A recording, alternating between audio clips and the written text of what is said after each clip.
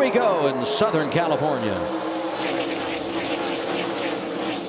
They look like they're all in order right now, but wait till you get to turn 1. They're going to be all over the racetrack. Gragson shot the middle there, or tried to at least, and that's a great move. You know, in 1 and 2, it always seems like the 3rd and 4th lane has a ton of grip. You never really want to be on the bottom 2. All that sealer down there is just really slippery, so that you don't really see a lot of cars make some room down there. The other thing you see down the back straightaway, and you'll see it off this turn here and turn 4, if you get a run off the top side, it carries all the way down these straightaways. It's so long that run will carry, and you can pass a lot of cars down the straightaway. I think Cole's got a really good run here, and he's going to choose not to take it. He's going to push AJ down the front stretch, I think, just because he doesn't want to be on the bottom of 1 and 2, especially on newer stuff. That's a thing called patience. Patience. I don't know much about it, but I've heard a thing or two about him. Well, he's a Cup veteran now, you know? That's right. I go back, though, when he won here in 2019, one of his 7 wins that season. And this is his home track. You know, hometown just down the road, an hour away. So this is a special place for he and really this race team, because he's driving the 07 for Bobby Dotter. They have an alliance with Stuart Haas. Big opportunity for everybody involved here. Absolutely. He's got some good racing right here. You know, this is another thing that happens when cars get too wide. That hole in the air down the straightaway, you get a big draft. But there's 2 cars are side by side. You see another car back there. It seemed like it was smoking. We got one that was in the wall. Oh, that's 21 of Austin Hill. Won last week at Daytona. Well off the pace here. See if we can figure out what happened. Riding on board courtesy of Bennett Transportation. 2 more, 5 more. Sounds like it's still running. Obviously a lot of smoke inside the cockpit there. Pull down. Ooh. Oh, that's heavy wall contact. That looked like my car from qualifying. And this for the lead. Allmendinger inside of Cole Custer. So you see AJ did a great job of doing the side draft, right? So went up to Cole, dumped a bunch of air on his spoiler, was able to get back around him and clear him by the time he got to 1. That's a very veteran move of playing the air game. And we always talk about the air game, and it's not only matters at Daytona, Talladega, it matters at these really big racetracks and really everywhere we go. Hill is making his way back to pit road, was running 10th when he got into the wall. Let's see what happens there. I think we're off of turn 4. He squeaks it into that gap, getting a push, which is, there's nothing wrong with that. He's probably enjoying that push right there until that point. Looks like he just hit a bump, and it kind of. Yeah, it looks like just obviously he's going to get a good run at that straightaway, but one bump is all it takes sometimes to hook you into the wall. Yeah, Cole, I think, pulled a little half slider. Cleared himself here, and AJ come back on him. Yeah, you'll see that a lot. Run. That's the run off the top we talk about, and they can cross back and forth. 2 things you'll hear a lot today: the slide and the crossover. Right, one kind of sets up the other. That's what you saw there. You know, and this is something that makes this racetrack so much fun, is that you can go anywhere and you have these runs going back and forth. It makes it a lot of fun. Jamie, what do you got? Well, just taking a look at Austin Hill as they assess the damage. They're cutting some of the right front fender off. They also got the Barabon. They're getting a new tire on there. But also in that as well, his teammate, Sheldon Creed, in the 2 got into the wall. They both qualified inside the top 10. Creed now being scored in the 17th position. And for Austin Hill, he's being shown 38th already, 1 lap down, about to make it 2 as Allmendinger comes off of turn 4. And Blaney, that's just sports, isn't it? One week you're a hero, next week you're sitting in the garage, getting your car fixed. It's you're up and down. It's a roller coaster of a sport. But that's what makes the win last week so big, right? I mean, I'm not going to say you throw away things until you get to the postseason, and now we have a caution. But it's comforting when you're locked into the playoffs, and the problem here for Landon Castle. Good stop, get out. Good stop, get out. That's a pretty big fire. Hopefully he gets out of it. Window net is down. There he is. Yeah. Gosh, that's a big fire. I wonder what happened, how it went up like that. You don't usually see a fire that big in our cars, but obviously a lot of fluid. You see underneath the car. Blew up real big. Oil line or something. Blew up or. Let's see here. Yeah, he's already on fire right there. I think you're right, Blaine. I think it's an oil line or something. Yeah. He was running 11th when he had the issue. Oh, my goodness. I would say it's been an eventful start, but based on what we saw earlier for you guys in practice and qualifying, this just kind of par for the course, right? I mean, it's been a wild day in Fontana for NASCAR. Caution is out for the first time. Allmendinger, Custer, Bain, Gregson, and Jones, your top 5.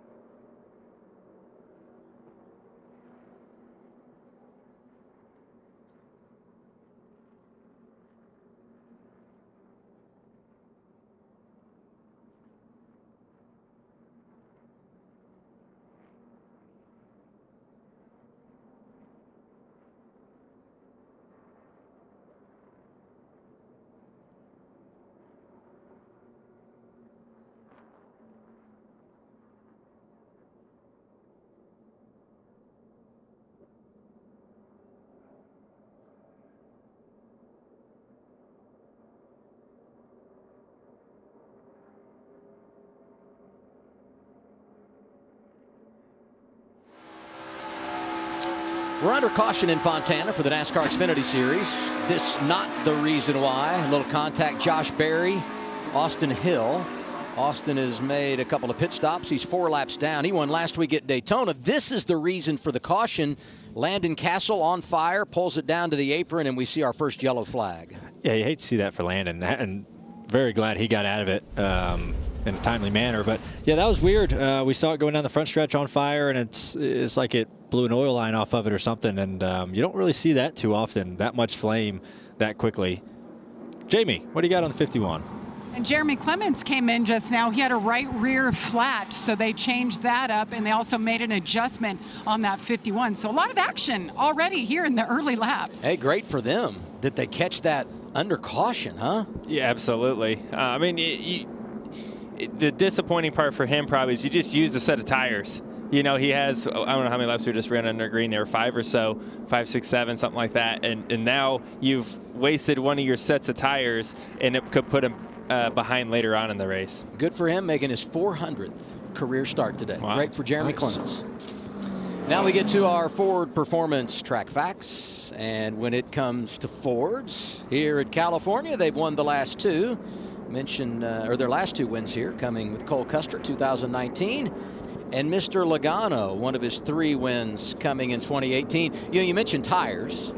And we were talking about this before the broadcast today. I think this was the race in 2018 when you had a set and you had the lead, and even on old tires you were better than everybody, and then when you pitted on the new tires, we're like, well, we're not sure about this because he's way back, and you drove right by everyone. So. It was a straight up rocket ship that day. It was. It was one of those races, if we lost, we really screwed something up.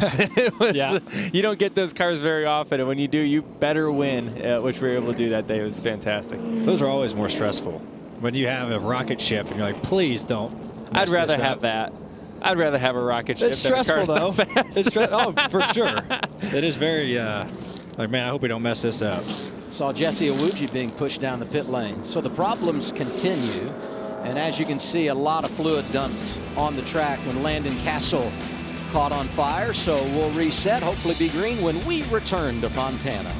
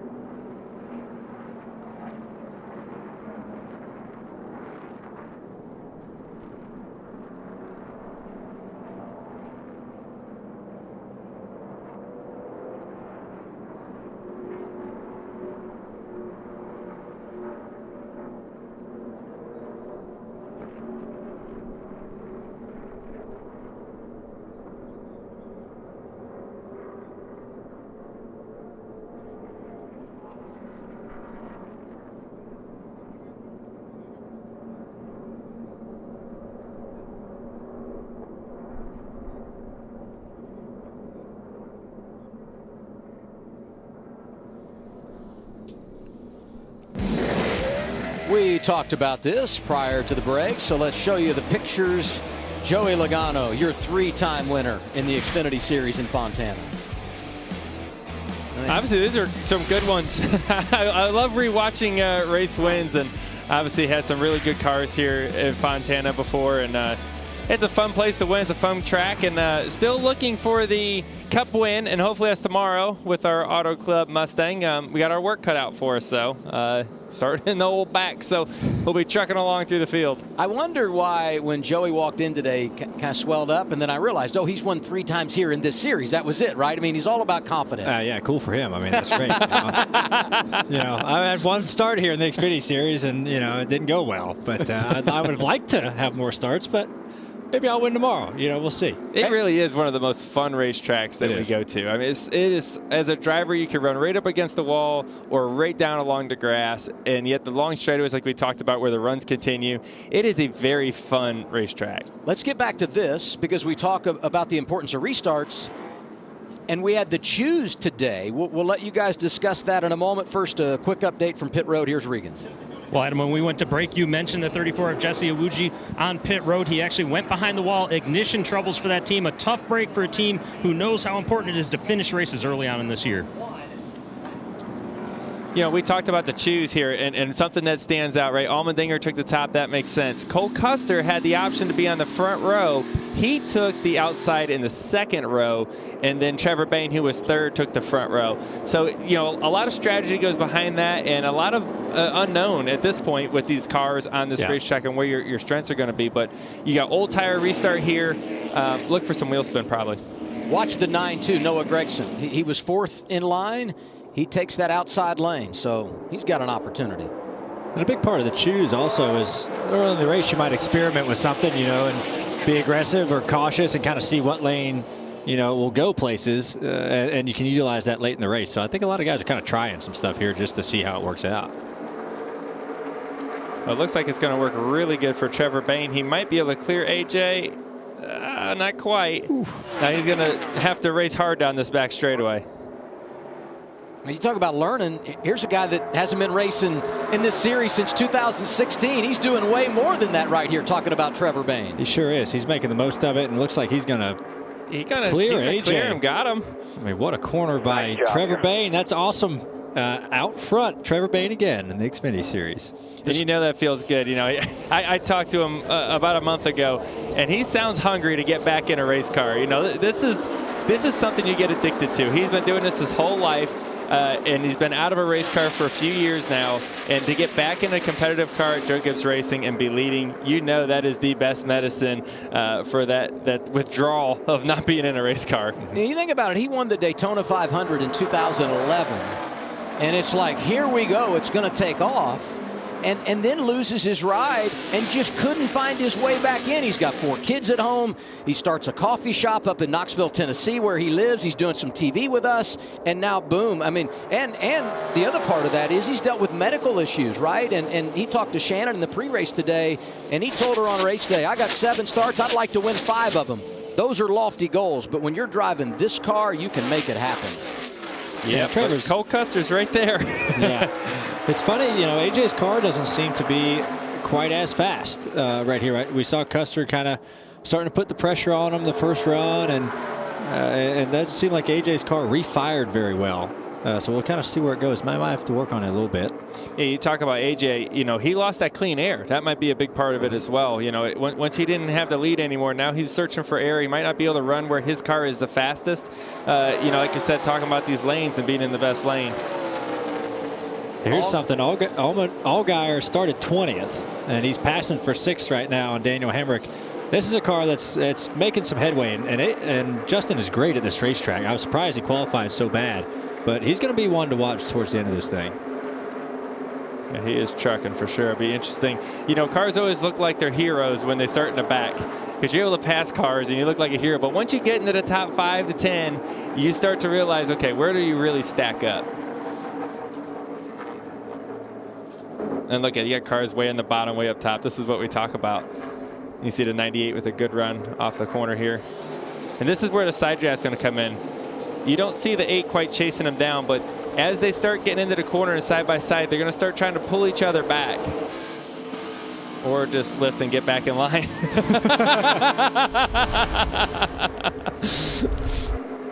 Oh, here we go. You talk about when cars get too wide. How about when they get 3 wide, the draft that it gives? And gosh, that's a huge run right there. That's Kaz Gralla driving the 45, giving a little push to Bailey Curry in the 4. 26 is Jeffrey Earnhardt. Bailey Curry had such a big run. He passed about 4 of them and gave one back. So it was a good net gain for Bailey. This is what's always been good about the NASCAR Xfinity Series. And you talk to these drivers that don't always spend time inside the top 12, top 15. They will tell you, we are earning our money. It might not always make the highlight reel, but there is tough racing all through the field with various agendas. How about our race leader, Jamie? Yeah, so far so good for the 18 and Trevor Bayne. It's an interesting little story. You know, he wanted to come back. His intention was always to get back in the car. That company on the side of the car, Devotion, it's a woman-owned team, protein powder company. They heard that he wanted to come back, and they wanted to back him. And this is their first foray into NASCAR. And you should have seen the smiles today. So excited to be here, be part of this. As you see, we have an incident on the track. But Trevor Bayne right now, car's pretty good, Adam. Great report there. Caution is out for Mason Massey, our second yellow of the day. And you see a left front tire down. I'm not sure if this came from contact or not, but this is something we see very common here at Auto Club Speedway, where if you have too much camber in your left front, your air pressure is too low, and you get down on the apron too early in a run, it does a lot of damage to the shoulder on the tire, and you see some failures happen because of that. So I don't know that's what it was, but we've seen this look here too many times. And that's settings, right? That's settings of your front end. That is not Goodyear's fault. That is from being too aggressive. Halfway through stage number 1 in Fontana, California. Trevor Bayne is your leader. It's a great day to hang on the infield here.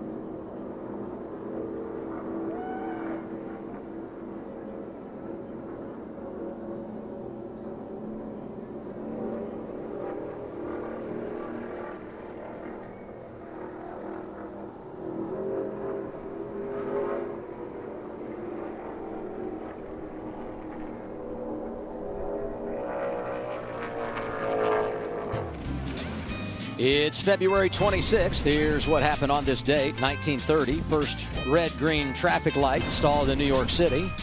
In 1933, the groundbreaking of the Golden Gate Bridge. That makes me think of Sonoma. And in 1967, one of the best ever, Mario Andretti wins the Daytona 500. And the script says, insert Logano story here. Well, Mario Andretti is my hero. He's my my racing hero. You know, he's won everything in everything. And I was talking to him one time. He was talking about winning the Daytona 500, and he was talking about how there was a good engine and a bad engine, and his teammate Fred Lorenzen may have had the good engine, and he found a way to get the good engine. And obviously it paid off for him as he won that race. But what a cool guy. One of my favorite stories is when we won the Daytona 500, he sent me that picture autographed and said, finally another Italian won the Daytona 500. Oh, that is awesome. And that sits right next to the trophy to this day. That's awesome. That's very cool. By the way, Fred Lorenzen finished second. I mean, we talk so much about teammates and drafting help at Daytona now. Then it was, I'll take your engine, and then you can push me to the win, right? What's up, Regan? Well, Adam, at the start of the race, we saw that contact between Josh Berry and Austin Hill that ended up with Austin Hill into the wall. Listen to what we picked up on Justin Allgaier's radio a few moments ago, though. I'm not sure the 21 knows that it was not me that wrecked him right there. He just pulled up and revved it up and flipped me off. If he thought it was the 8, he was a little ahead of where he thought he was at. I'm sure he knows who it was. 10-4. A case of a little mistaken identity right now. All I can think about is it wasn't me. Justin Allgaier claiming it was not him, which it wasn't. And I get Austin Hill's frustration, but nobody did anything wrong in that situation. He was pushing him down the front straightaway. That is a very common thing to happen here in Fontana. And we can look at this again as they come off turn 4. I'm trying to figure out where they're at. There they are. Yeah, Justin was a car behind him. He was way back there. A couple cars behind him. The yellow on the 8, the hood, you know, might look like an orange. Well, they're teammates, hood, you know? 7 and 8. They're just pushing, and the car goes to the right. You know, I just don't see anything wrong with that. He wasn't trying to fence him. It's just racing, and it stinks. I get it. I'd be mad too, but hey, no one did anything wrong. 2 quick cautions after that, and he went from 4 laps down, a pair of free passes. He's now 2 laps down, and we're going to get a restart here with, you know, just a handful of laps to go in this stage where we'll get another caution. He could get another free pass. He could, in stage 1, only 1 lap in arrears. He's actually done a nice job of coming back. Yeah, they've done a good job of fixing that thing the best they can. I'm sure they're going to keep working on it every caution that they get. But, yeah, like you said, Adam, he's only 2 laps down. We got a stage in coming up here, just over 10 laps. Might be able to get one of them back and be 1 lap down and be able to get racing. As long as nobody keeps going down laps, right? Because he's still down 2. So if someone else is down 1, he won't get that lucky dog. So these cautions on top of cautions is working out for him. Trevor Bayne leading with just over 10 to go, stage 1. Here's their team audio. Yeah, I think you're just up a little too high down there, 3 and 4. I think it's just a little too dirty right now. And 4, that's kind of tightness I'm talking about, Stevie. If we get it freed up, then I can get back to the gas. But yeah, if we get that squared away in 3 and 4. Seems worse with the wind direction too, so we'll pay attention to that. That's the biggest area on tight, right there where you're talking about. Yeah, you know, he talked about wind direction, and it was like that way in practice. It was kind of blowing from turn 1 to turn 3 and hit you left side door. So, or even just straight down the backstretch, it just kind of would just get you tight over there. Just have your car feel really numb. So I feel like that's really similar to what at least I felt in practice of what he's talking about. And the wind is very sensitive here. It's gusty, it's blowing really hard, and you have to take that into account when you're working on your race car. It is, and there's ways to try to get around that. I think as you see a longer run, if we ever get a longer run, you'll see cars right up against the wall. And it seems like that's a way to kind of hide from the wind sometimes. So I think we'll probably see that, but I don't think guys are very anxious to get up there, right? There's a lot of risk that comes with running up next to the wall, but there's also a lot of speed. Yeah, and you really just have to wait for a long run. You know, I mean, we haven't got enough laps on the tires yet to be able to go up there and benefit from it. So, and I doubt you'll see anybody here in these 10 laps before the end of the first stage. But you never know. Someone could jump up there and start making time. On the choose, top 3 all take the outside lane, which means Noah Gregson, who we know loves to go get it, will restart on the front row with Trevor Bayne. Super surprising here. Trevor Bayne just got the lead from the bottom on the front row. If I was AJ, I would have taken it. If I was Cole, I probably would have taken it. We'll see what happens. 11 to go, opening stage in Fontana. If I'm Noah Gragson, I might be saying thank you very much Merry for Christmas. giving me second instead of 8th. See a big push for Cole Custer there to Trevor Bayne. Going to clear the 18 in there. Oh, it's going to be tight. This is going to be big here. Look at Ryan Sieg, 39, down on the white line, coming through to second. Maybe not. I think Cole was expecting him to go to the bottom, and he stayed up in the 3rd lane. It all worked out for Trevor Bayne, and look at his young teammate Ty Gibbs in that black and green 54 making a push.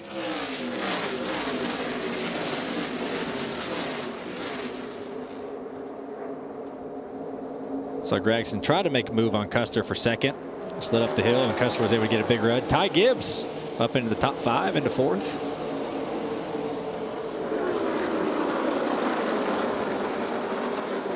You see that 4th lane seems like the one that most cars are looking for. It seemed like it was like that in practice as well, both in the Cup Series and the Xfinity Series.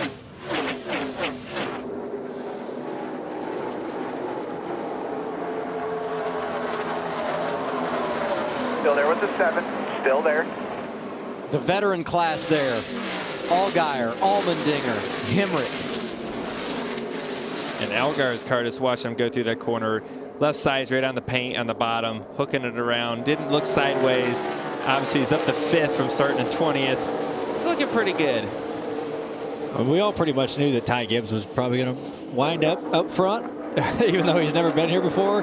Trying to pass Gragson for 3rd. His car looks really, really good right now. Working the bottom of 3 and 4, and you'll have some cars like that when laps get on tires. You got guys kind of just creep around the bottom and have kept their tires under them and start going forward really well. And like you said, Blaney, the bottom of 3 and 4, this end right here, works pretty good.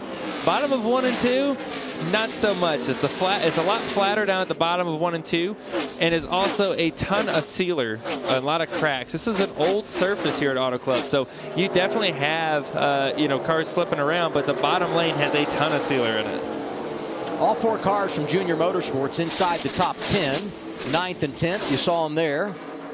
Barry and Mayer and Brandon Jones making it 3 wide on the outside. Jeremy Clements coming back in the 51. Keep in mind, asterisk on his run, those tires that he put on when they had that early issue. Exactly. He's able to take advantage of them right now and get himself back with some track position, but he's got to hope for some long runs at some point in this race to save his set.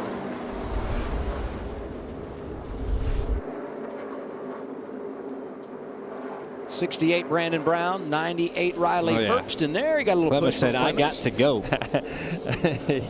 Yep, that's exactly what happened. Hey, Brown right there in 11th, started 30th today. It got away from him in qualifying. He had a handful in 3 and 4, made the big save. Unfortunately, as a consequence of that, had to start deep in the field, but he's making up some early ground after a top 10 to start the year at Daytona last week. And something I just noticed there, if you listen to the engine there for a second, he is barely on the gas through the corner, just feathering and feathering. These are long sweeping corners. Listen to him do this corner.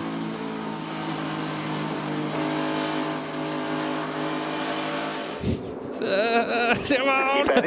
They're so long, and especially if you're running, up the racetrack. You'll get out of the gas, and then you'll go back to 50% throttle, and then you'll go back to 20, and then 50, and then 20, and then it takes so long to get wide open. But it makes it incredibly fun. Hey, Regan, what do you got on Ty Gibbs? All right, you see Ty Gibbs running up in the 4th position right now. A nice move forward for that race team. The guys told me before the race started, Ty was beating himself up after qualifying. He hit those seams that you guys were talking about. It slid the car sideways. He lost a ton of time. One of his goals early on here was to learn those seams, and both you and Joey know those seams are tougher here than any place else we go, as you were mentioning. Yes, they are. They're very wide. The seams here are very wide, and you get caught on them. And I think that's probably what happened to Ty in qualifying, is if you got to pick a lane and stay in it. When you start crossing those seams, it just really gets the car upset. I don't know what the average age is of the top 5, but Gibbs is helping the average on the young side right at 19, and man, is he loaded with talent. He's done a tremendous job. You notice right off the bat when he won the Daytona road course. I was up here in the Fox booth and that happened. I was like, this kid's pretty good. And then he just keeps going along with it. Here's a battle for the lead. Custer with just 5 to go in the stage. One up top, one on the bottom. You saw Cole dip his left sides onto the apron below the white line. And that's probably the cleanest surface on the whole racetrack is the apron of 3 and 4. You'll see guys even put all 4 tires down there. You saw that in Cup qualifying, and it's easy to upset your car, but yeah, it is. When you know it really well. And Byron knows it, Chase knows it, everybody knows it. Tried to go down there, I about wrecked, but it's so much grip. So you'll see a lot of people put their lefts down there just to try to get a little bit more traction. On board with Riley Herbst. See Noah's at the wall now. Teammates for third. And I think whoever figures out this wall, riding the wall in the corners first, you're going to see a ton of speed come out of those cars. If this is about the time of a run, it probably should start coming in. And with just a few laps to go, you might as well feel it out a little bit before you come down pit road. But this battle for a lead is something to stay on. This is going to be close right to the end. A couple guys not racing for points. Absolutely. Right. But they still want the stage win. I'm telling you always go for it. Drivers can't help themselves. It's not just the stage win, right? But it's maintaining control of the race, knowing a caution is on the way. 3 wide for position. Mayer, Sieg, and Hemrick. That's for 10th. Actually, 8th to 10th is what they're racing for there. 2 laps to go, first stage.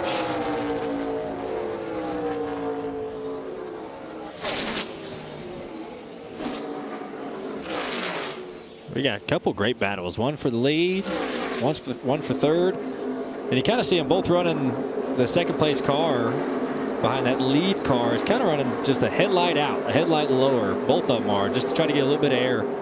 Because everyone, I think, wants to be in that 4th lane right now. But sometimes you have to peek down and straddle the 3rd and 4th lane. You never want to be on the seams like we've all talked about. You can straddle that lane, and it seems to be pretty clean. It actually has a lot of grip when you do that. It will help your car turn as well. And you saw the 11 car just starting to step up into that 5th lane. That's the one right up next to the wall, and that's the lane you're going to haul some mail in. But you gotta get comfortable up there. It may take a couple laps to build the confidence. Yep. You got to get comfortable, and then you got to commit. You know, there's like different steps of getting to the wall and then committing to it to make time. As you see Gregson get really loose there. So it's a tricky deal, especially early in the race. You don't want to fence yourself early in the race. But it also changes the balance of your car, right? Yep. So I would thought that they would have, gone up there and got a feel for it so they can adjust on their car and be ready for this next stage. Coming back to the green and white checkered flag to end the first stage. He got a feel for it there. He felt it. Allgaier comes through. Trevor Bayne wins this first 35-lap stint. Cole Custer is second. Then it's the 7 of Allgaier. Gregson, Ty Gibbs rounds out the top 5. And for the final point in the opening stage, give it to Sam Mayer. You know, only one time has a driver won a stage, went on to win the race in Fontana. His name, Joey Logano. Wow. That's right.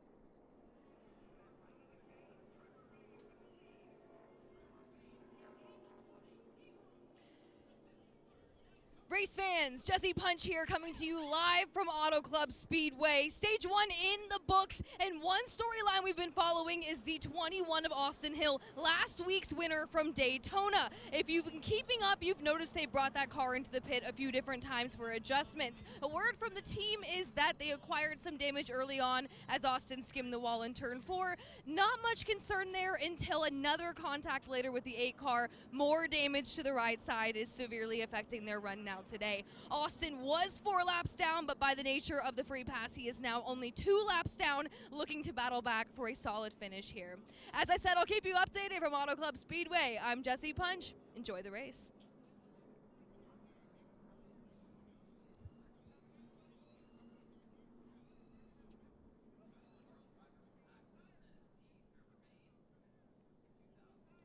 Okay, sounds good. Good practice.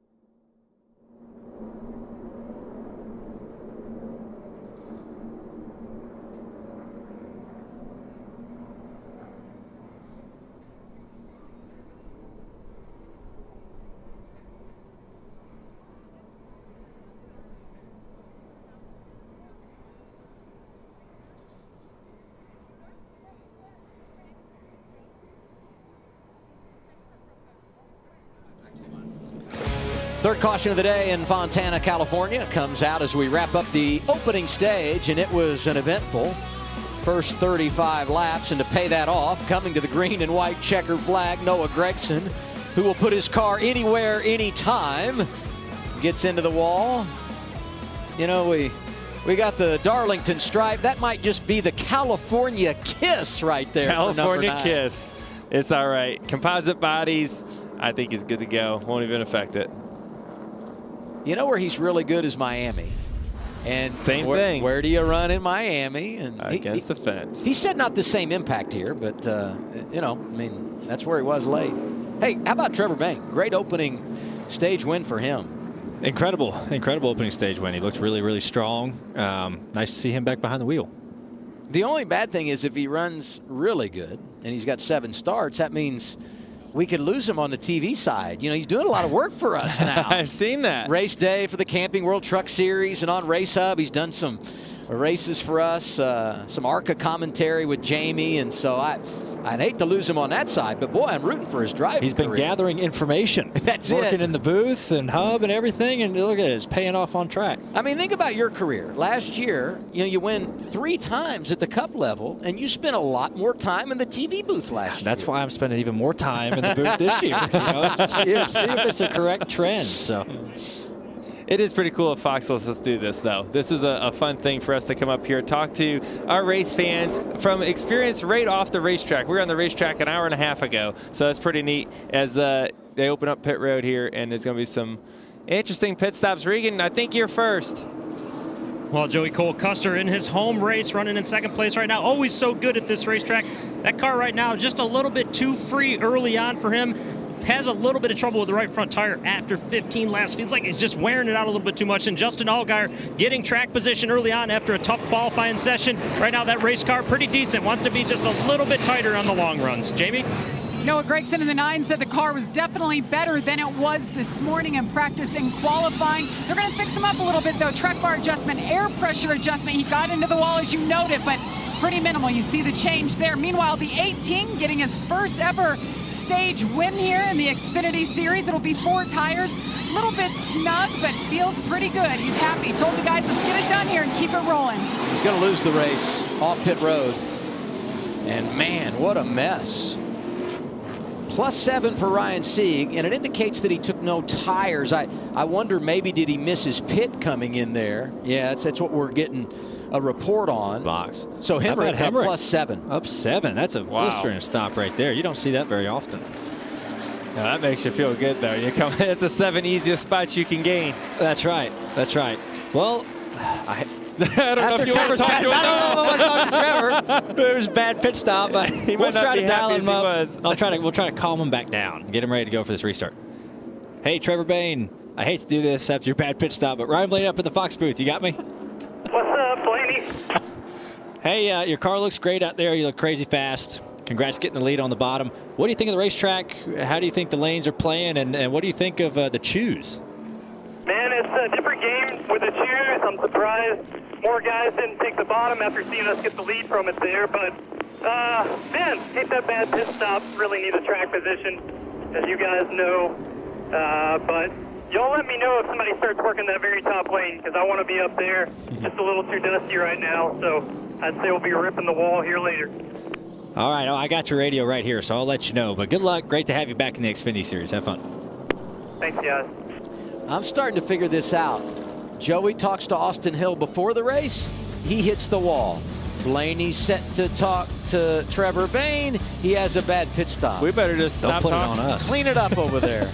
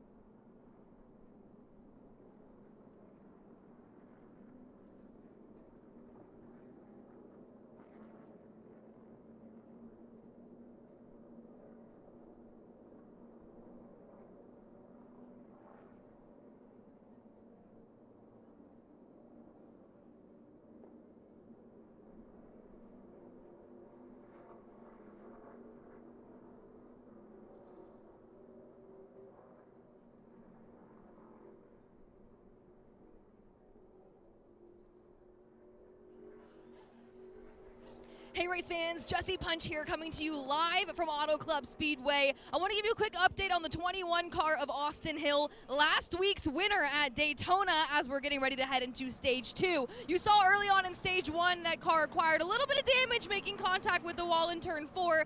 Nothing to worry about until he made contact with his teammate in the 8 car. A lot of damage to that right side, unfortunately severely affecting this team's run today. They brought it in there during the stage break, 4 tires, fuel, and a lot of attention and adjustments to that right side. I'll keep you updated as developments continue, but for now, enjoy the race.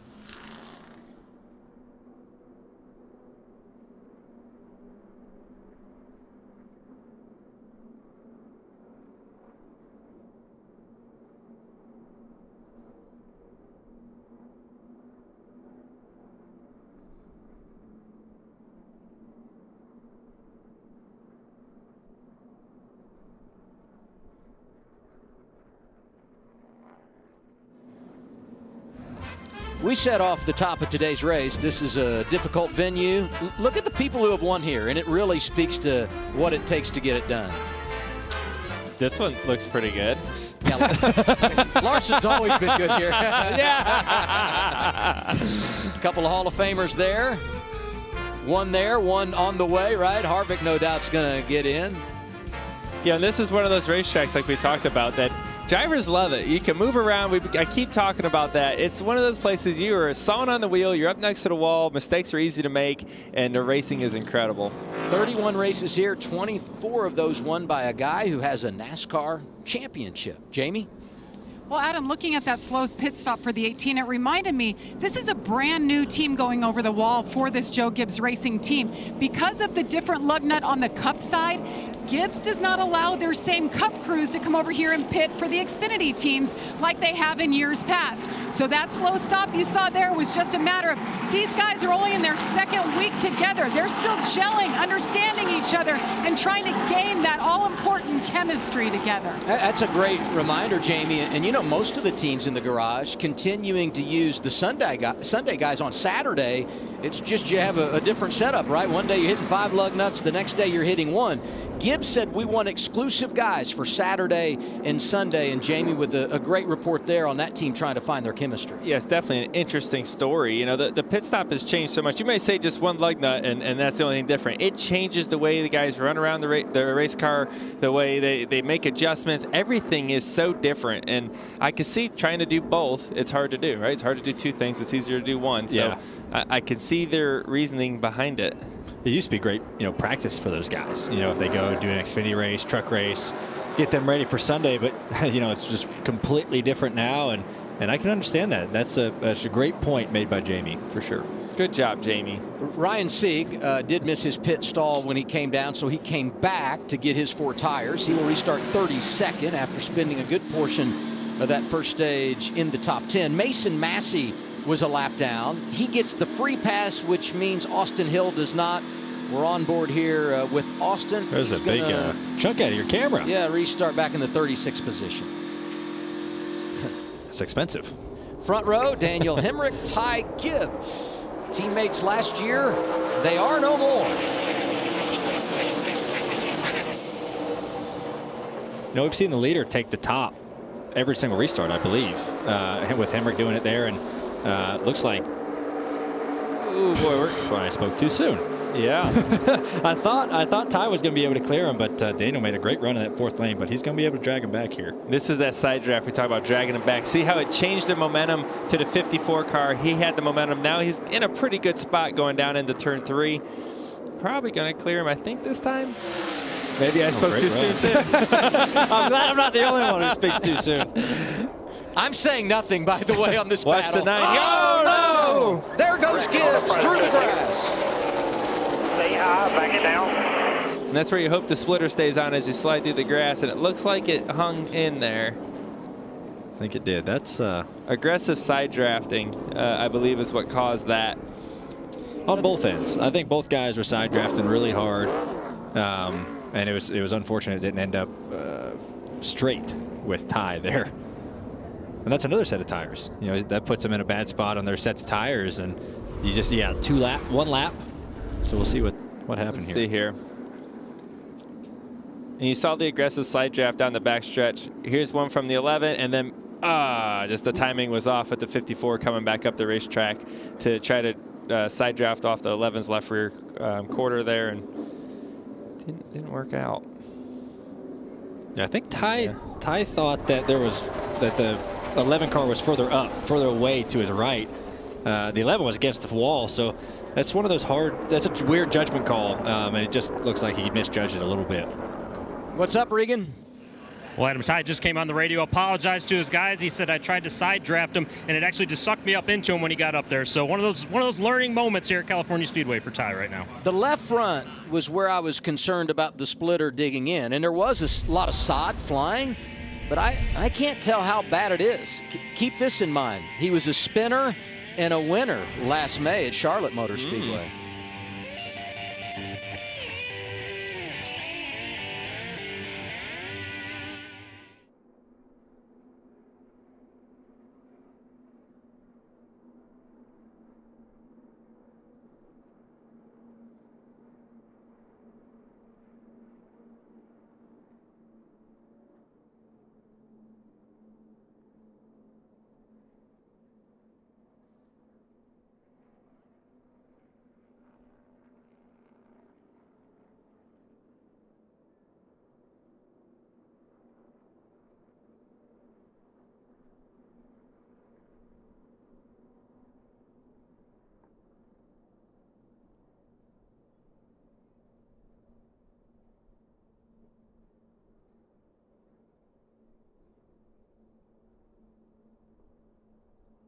Fans, Jesse Punch here once again live from Auto Club Speedway. If you're watching internationally, you might be looking for an international driver in the field. Well, look no further than the 36 Chevrolet of Alex Labay. Currently running 33rd, the final car on the lead lap. Alex is a regular in this series, and he has experience here in the Xfinity Series since 2016. The 29-year-old from Quebec, Canada, representing his country strong today. Keep an eye on that 36 car, international fans. I'm Jesse Punch. I'll keep you updated. Enjoy the race.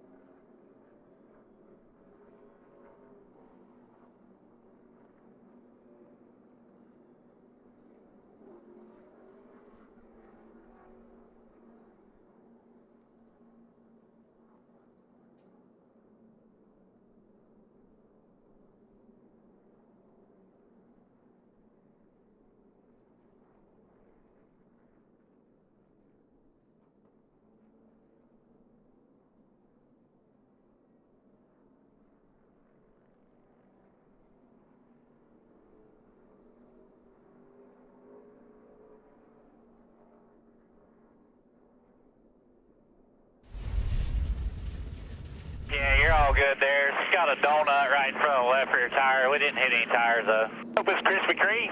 You know that's right. Hot and ready. Hot now. Dude, that right now in a glass of milk. What? Oh, my God. We'll just lay out and let Alex Johnson, Brett Griffin carry it. That got me hungry for some Krispy Kreme donuts. We got a tumbler down the backstretch. Over and over again.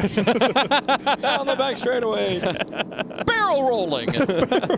She's having a good old time, though.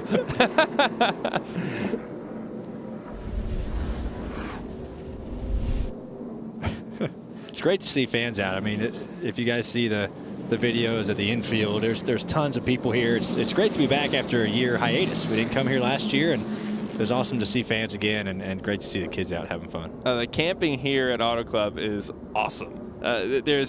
It's different cultures everywhere we go, right, around the country. But when you come out here to California, you see everyone's having a good time, a lot of family, lots of kids. And at night, everyone's on bicycles. And I don't know if they're going to do this again, but see, everyone's on bicycles. There they all are. Yeah. And at night, a lot of times they light them all up, and then they open up the track, and they let them ride on the actual racetrack. I don't know if they're going to do that again this year, but it was cool. Look at all the bikes. There's lots of bikes in California. Look at them all. His hot-rodded ones, too. It's the big thing. It's the big thing here. Look at all them bikes. I told you. It's like Disneyland with strollers. There's just bikes around here. I know. Everywhere. Really easy to lose your stroller. You think the track is as hard on their tires as it is the drivers? What do you think? Maybe their tire's not as sensitive as the racing tire? If it was my kid out there, there's so many skid marks, we can't keep rear tires on their pivot bike. Hey, tomorrow on Fox, the stars are really out in Fontana. Race day on FS1 at 2 o'clock Eastern time, over to Fox at 3. It's Race 2 2022. Who gets it done here? Watch it on Fox in the Fox Sports app. I'm not a star, I guess. Where are you, because I can't get my face on the deal. Look at Logano's my mouth's wide open. You guys couldn't pick the better picture from me, could you? How about what pose would you give? I mean, we got the camera on. What pose would you You'll give? never know, because I'm not going to get put on it, guys. My last booth appearance ever. Until I'm on that promo. Last booth appearance. You know, quick You reminder. can't take me off. You just changed my picture. And we have the best production team anywhere, but a quick reminder to everyone watching behind the scenes, Blaney is on the show next weekend in Vegas. I know we'll do a Cup promo. Let's make sure You don't have to take he's anybody on the reel. off, but just space it out and put me in there. I could be tiny. Just put you peeking behind my shoulder a little bit. Yeah. This is Blaney right there. I don't want the spotlight. I just want to be involved in what's going on. If Ryan's not on for the final stage today, you'll know why. He had enough. Oh, save us. Are we going back racing yet? Thankfully. So we already chose again. Hey, Josh Berry is sitting in the 4th position right now. We'll see how that shakes out in regard to the choose. I think he jumped into that outside lane, but he's a guy to watch here. And he's been gaining intel, right? Because he had never been here, and I'm sure he's gathered a lot of knowledge in the first 48 laps. Backup car for Kevin Harvick. Well, that's an unconfirmed report. So we'll just tell you that's the Ford of Kevin Harvick, and in some way, shape, or form, they will have him ready to go tomorrow. We're not sure if that's a backup or his primary redone. Either way, pretty cool. The next gen car, you're able to fix it up and put it right back. So I think that's his actual race car from before. What we'll say is tremendous work by the Stewart-Haas organization to have Kevin ready to go 400 miles here tomorrow.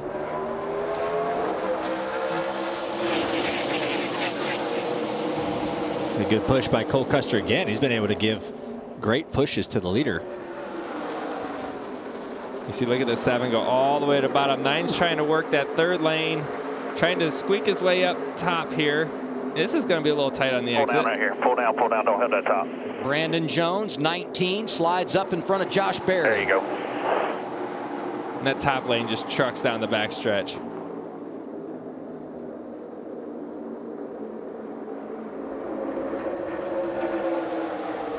One back to the top coming to you. You're all clear. Small run to your bumper here. In. Yeah, look for Cole to have a good run down the front stretch coming off the top. Pull the side draft. He's going to try to clear him down into turn 1. Looks like he did it. Perfectly executed move right there, coming off the top, timing it to get through the corner. See the 9 really get on the left rear of the 11 and get him loose. That's something we used to do, you know, in our cars a few years ago. You could really dump air on the left side and get them loose and kind of just drive that car in front of you. So you see that a lot here because everyone's kind of going for the same lane, and you saw it perfectly executed right there to put the 9 in position to take second place. Really racy from second on back. Cole Custer leading for the first time today. That concerns me a little bit because he hadn't been out front. Now he gets the top spot. He takes control. He becomes really, really dangerous, I think. I think you're correct. That car looks pretty good. You get that clean air. He's been very patient in this race so far. To finally get the lead, he's probably going to be pretty quick out there. But the 7's pretty good, too. What do you have, Regan? Well, the leader of 07 of Cole Custer, Adam, as we see the 4 car getting sideways right now. A bit of a problem coming for that race car. That race car is pegged on the water temperature right now. They like being out front to help keep that cooled off, but keep an eye on the water temperatures. 4 cautions today. Bailey Curry trying to hang on to this thing so he doesn't spin it out before he gets back to pit road. Yeah, and it looks like he has a flat right rear tire, and he was still booking down the backstretch. I was like, slow down. Did a heck of a job. He did a good job hanging on to it. No one's going to get back to pit road faster. You see the tire look like it hopefully stays on there. Let's see what happened here to the 4. Ooh. Oh, it looks like maybe a similar thing that happened to Austin Hill maybe. Really nice save in the 99 for Stephen Parsons. So it is hard for the spotters to kind of see at that angle. Getting down into turn one if you're clear or not. Because you're looking right at the cars going away from you, and the spotters will tell you it's hard to judge that. So you really have to be careful when you're a spotter and a driver looking in your mirror to see if you're actually clear or not. So that is a tough one to kind of judge on their end.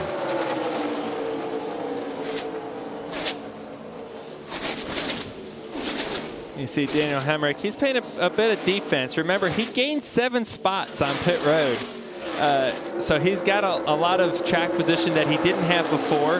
And it looks like his car is pretty good, but maybe not as good as the pit crew got him out there. So I'm sure they'll keep working on that thing. And if they can keep those pit stops, he'll stay up there. I'm looking forward to seeing what Justin Allgaier can do if this run goes green. You know, he had to come from 20th in the first stage, got all the way up there. Now he's passed for 3rd, and we still have 18 laps to go. So, and now he's got some clean air in front of him. So I'm curious to see if he can track down our leader and how good his car really is. The move he just made, he was in 1 and 2. He was up in the 3rd lane and cranked that thing all the way to the bottom to get underneath Daniel Hemrick. Pretty strong move. Here's the other thing I wonder about is, you know, this race starts at 2 o'clock local time. How much is the track going to change? Not only, you know, adding some rubber because we haven't been here in a couple of years, and just time of day and temperature change and all that. I'm guessing you're going to see some changes in this racetrack as we take a look at Ty Gibbs. Now he's down a set of tires, but it appears the car is fine because he's rallied back inside the top 15 after that spin. Yeah, it seems like we were concerned about his left front splitter digging into the grass and if that moved it. And the splitter's so sensitive on these cars. But it seemed like it was pretty strong and it was okay.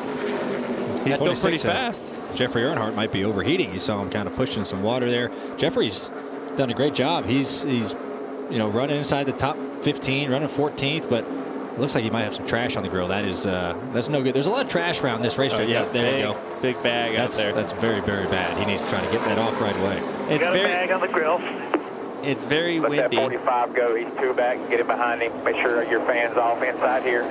Let him move in front of you. So he's going to try to time it to get behind him to create enough turbulence in the air. See, trying. He got some of it, but that's not going to be enough. Still there. It's still on there. 39 cars, 2 back. And the part that concerns me, I don't see water coming out of it anymore, which either means he's got it cooled off, which I don't think he does, or he has no more water. 39, then bring Might it be to out of water. Oh, there he goes. That is a good point, Joey. I'm concerned that it is out of water. That's why it's not pumping any out of it anymore at the right side. 39 Ryan Sieg making a nice comeback. We're good here. We're good. Keep an eye on your temps. That's where you start looking for the old separation between oil temp and water temp, and that'll tell you we got maybe a good time to caution for him. 5th caution of the day. Oh, 19. Oh.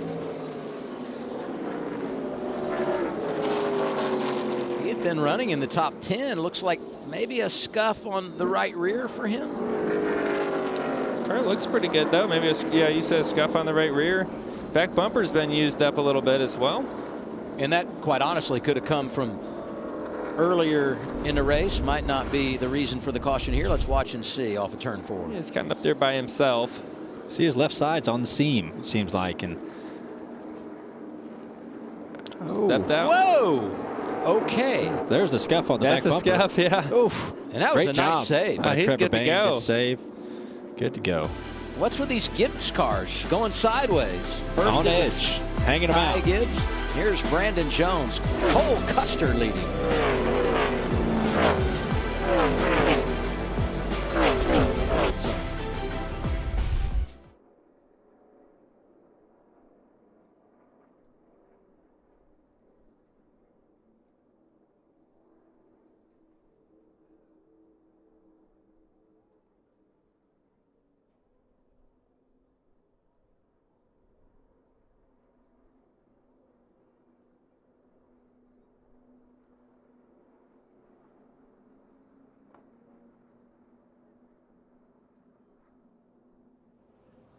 Hey race fans, Jesse Punch here coming to you live once again from Auto Club Speedway. Hey, keep an eye on that 54 car of Ty Gibbs. We saw him have a little issue early on with a spin on lap 44. He's recovering nicely, made his way back up to 10th.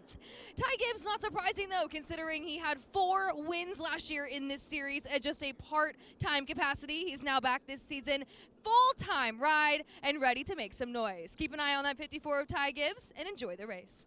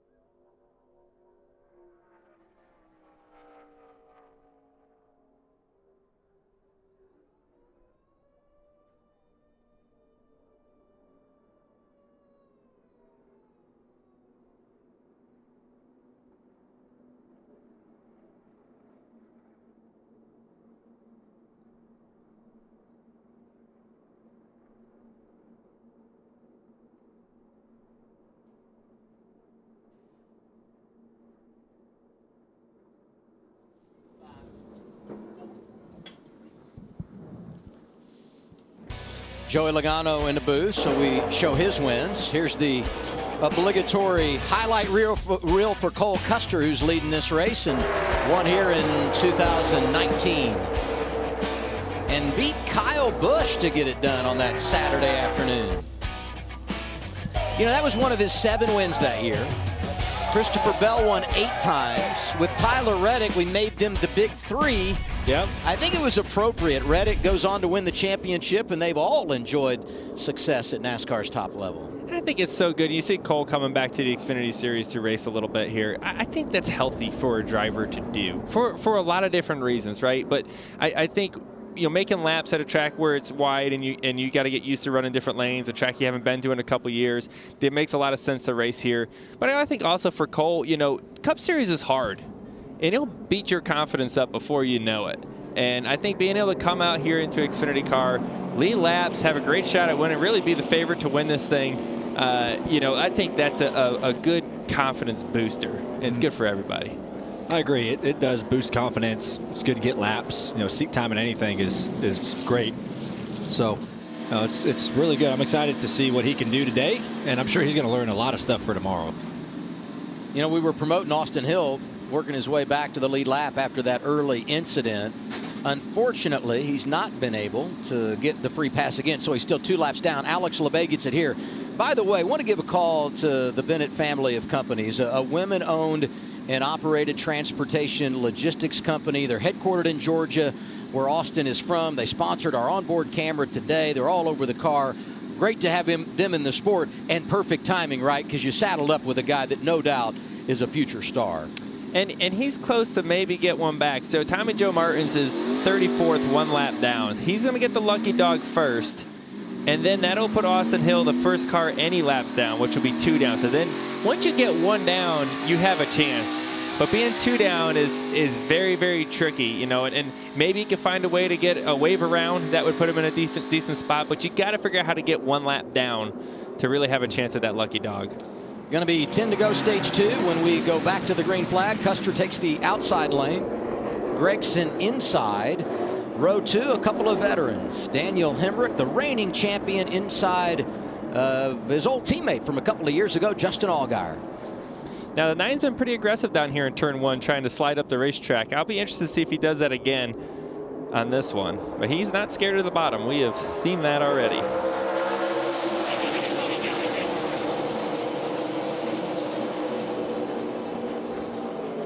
We saw Justin thinking about trying to put it in the middle of them. Oof, that was an aggressive move by Cole to take the air off the 9, and it paid off for him, hanging that left. 11 with a big run, 4 wide. Sam Mayer in the 1, making his presence known. Oh, still, wow, look at the run the 16 had down the backstretch. Those runs are so much fun, aren't they, Blaine? When you get one off the top and you're 5 mile an hour, 6 mile an hour faster than everybody. Oh, yeah. It is great. But there's no worse feeling than getting stoved up on the bottom a little bit and knowing that you're going to get put 3 wide or someone's going to blow by you. It's such a momentum game here at this track. You see AJ, 2 cars got side by side and pull off the wall, and he was able to just stay up by the wall in the front stretch and get a big run. And it's probably 7's going to get in close. there. AJ had a wicked restart there, though. He got a whole bunch of cars. You know, I was talking to Jamie McMurray this week on Race Hub, and he said, at California, you can get 2 for 1 a lot because of what you talked about. 2 guys get side by side, you pull up in their wake and then hammer by. Fun to watch, you know? It really is. A lot of slicing and dicing.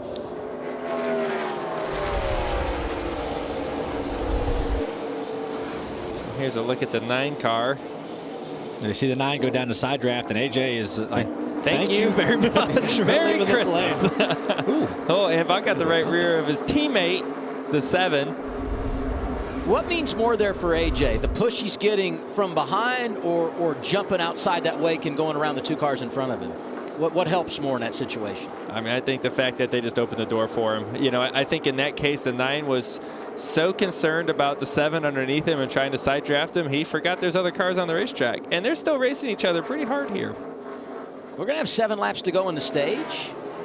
And I don't know if you noticed, but Brandon Jones, who had to come down and get those tires because of the spin, I mean, he might win this thing. Look at him, already back up inside the top 8.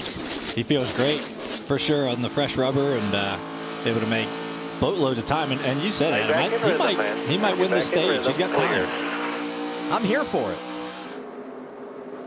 Now, it might not work out later, right? I mean, he's out of balance now, so he has to have everything work out for him to have a chance to win this thing late. But, man, and his teammate doing the same thing. Ty Gibbs is with him. Yeah, but this is your chance to get a bunch of points. You know, you lost your track position. You're not in a good spot for tires later on, but get what you can while you can. And their advantage right now is tires. Get all you can get with them.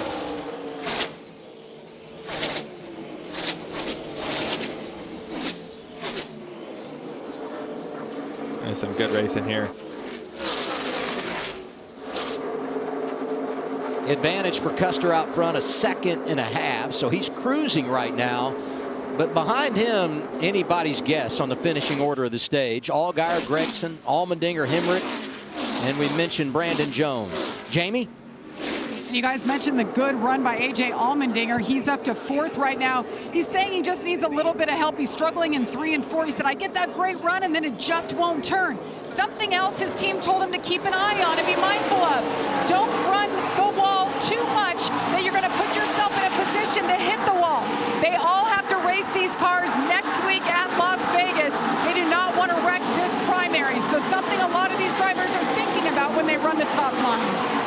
That's a great point. I mean, this race next week basically being treated as a doubleheader. When we're done today, you can work on the car a little bit. NASCAR going to seal them off.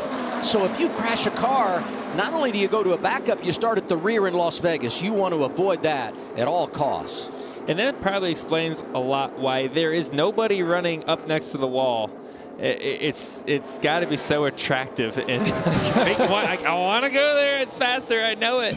I feel like if you're racing for the win, it's going to happen. But the fact that no one's up there, it might be dirty, right? Someone's got to go up there and clean it off too now. You know, especially with all that, the resin that they put down. You don't know what can stick in it. With everyone running a lane, half lane off the wall, Daniel Hemrick's starting to kind of creep up there. I've noticed the last few laps, but I think if we get to the last stage of this race and we get a long run, I think you'll see guys starting to play with it a little bit.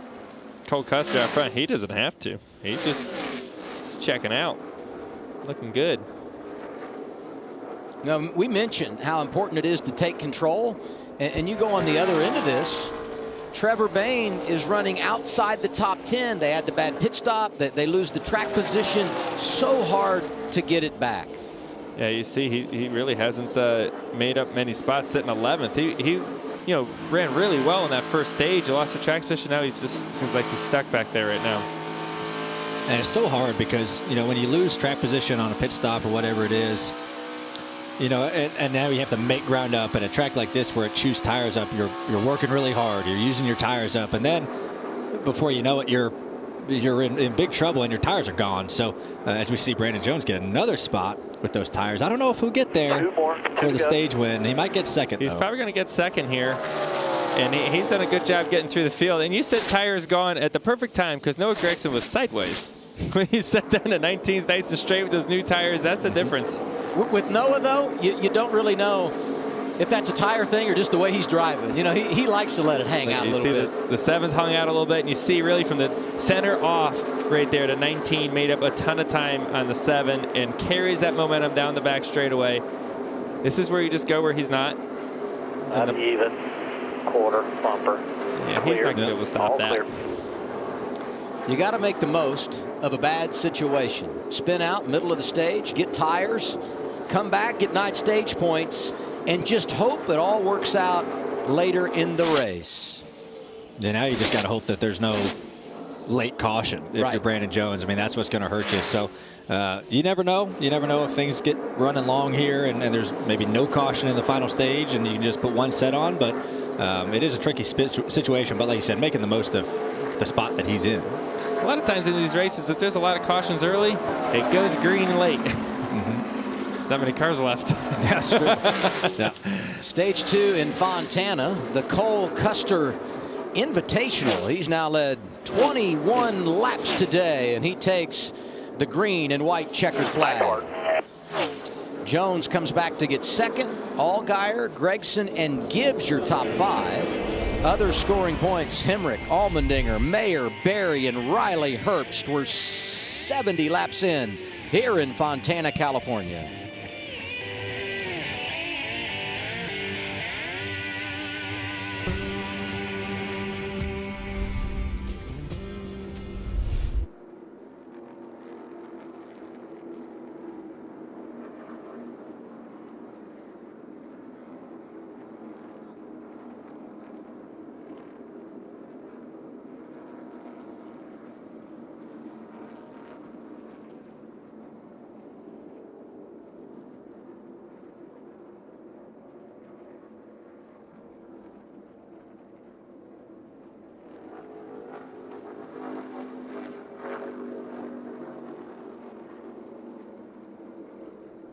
Race fans, Jesse Punch here live from Auto Club Speedway. 2 stages officially in the books, and your Stage 2 winner is the 07 of Cole Custer. That 07 car is a Ford for FS Greenlight Racing. They have a technical alliance with Stewart Haas Racing. Custer, the 23-year-old California native, is a full-time driver in the Cup Series, but he's making his return to the Xfinity Series here to pilot that Ford today. Did run one race last year at COTA, but other than that, he has not made very many appearances in this series since he was running full-time in 2019. That being said, if he can hold on to this lead and get the win, it would be huge for this small team FS Greenlight. So keep an eye on that 07 car of Cole Custer here in Stage 3. Enjoy the races.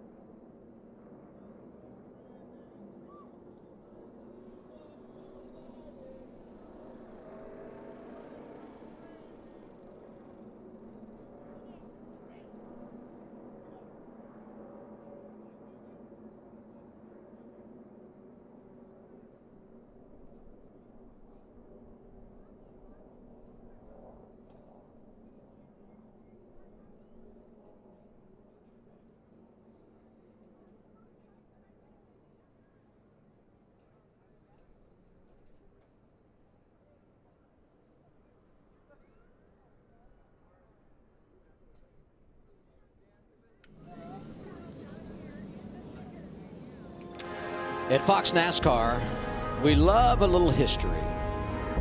Athens, 1896, Rio, 2016, and 4 years later, Regan Smith tracking down Harrison Burton after he won right here in Fontana, California. It looks like he's holding his pants up there, doesn't it? He's got a lot of stuff on his belt. Regan, we need to get you one of these next time, pal. Have you caught your breath yet, Regan? I barely caught my breath, Ryan, and I got to tell you guys something. When you guys work out, I want you to just think about that specimen of fitness right there to get a little more intense when you're in the gym. All right? Just take it a little bit easy. Hey, by the way, Regan, I went in the garage yesterday, and I told every driver I saw, if you win, just park it in turn one. We want to watch Regan have to run again. I'm fine with that today. Jamie's got the winner's interview. Park it on the backstretch for all I care. Well, that'll be no fun. Jamie's in great shape. She can get there no problem. Man, you guys aren't nice. That form is just amazing. Most reporters have a spotter. Regan's got a medical consultant out there, you know? I love the you, best Regan. was the interview is still huffing and puffing during the interview. That was the best. Heck, I would be too. I couldn't make it halfway. So Regan, props to you, pal. I would have walked. We have a lot of people that would have said, forget about it. Push him to victory lane. Regan, do your day job. Here they are making a pit stop.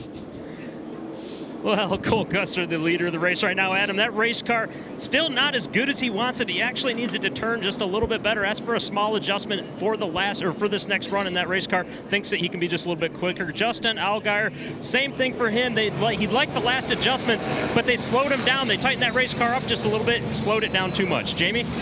Daniel Hemrick in the 11 says he's a little bit better speed-wise on that last run. They talked about some major changes, but they decided they're going to stick with an air pressure adjustment only.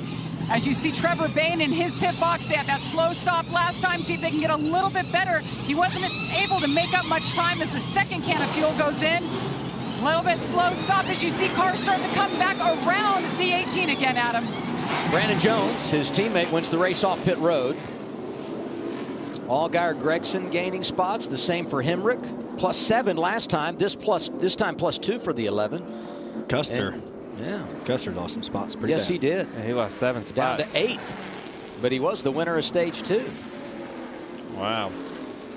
Well, what do you say we talk to old Cole Custer here? Cole Custer, if I can say it. Cole Custer. It is Joey Logano up here in the Fox booth. You got me? Yeah, I got you there. All right, man, you got a fast Mustang. We've seen that. We also seen cars not running right up next to the wall, and I know you're a wall rider. You want to get up there. You just lost some track position. Are you prepared to go up there and make some time? No, with how fast our car is, I don't know if we have to, but you know, if it comes to that, needs the speed, I mean, I think that's where you got to go. It's just, I don't know if it's fully worked in this weekend yet, so see if some guys get a little bit more confidence and get up there and work it in for us. That's what your job is for us tomorrow. It's just to work it in for the race tomorrow. So do your part. Yeah, I don't think I'm going to listen to that comment. All right, man. Have fun. We'll be entertaining watching you go through it. I am anxious to watch him here because most of the day, he's been top 2 or 3. Yep. Now he's got to work the traffic. We'll see how he does here. Final stage on the way from Fontana. Pit road here is a tight place to do business.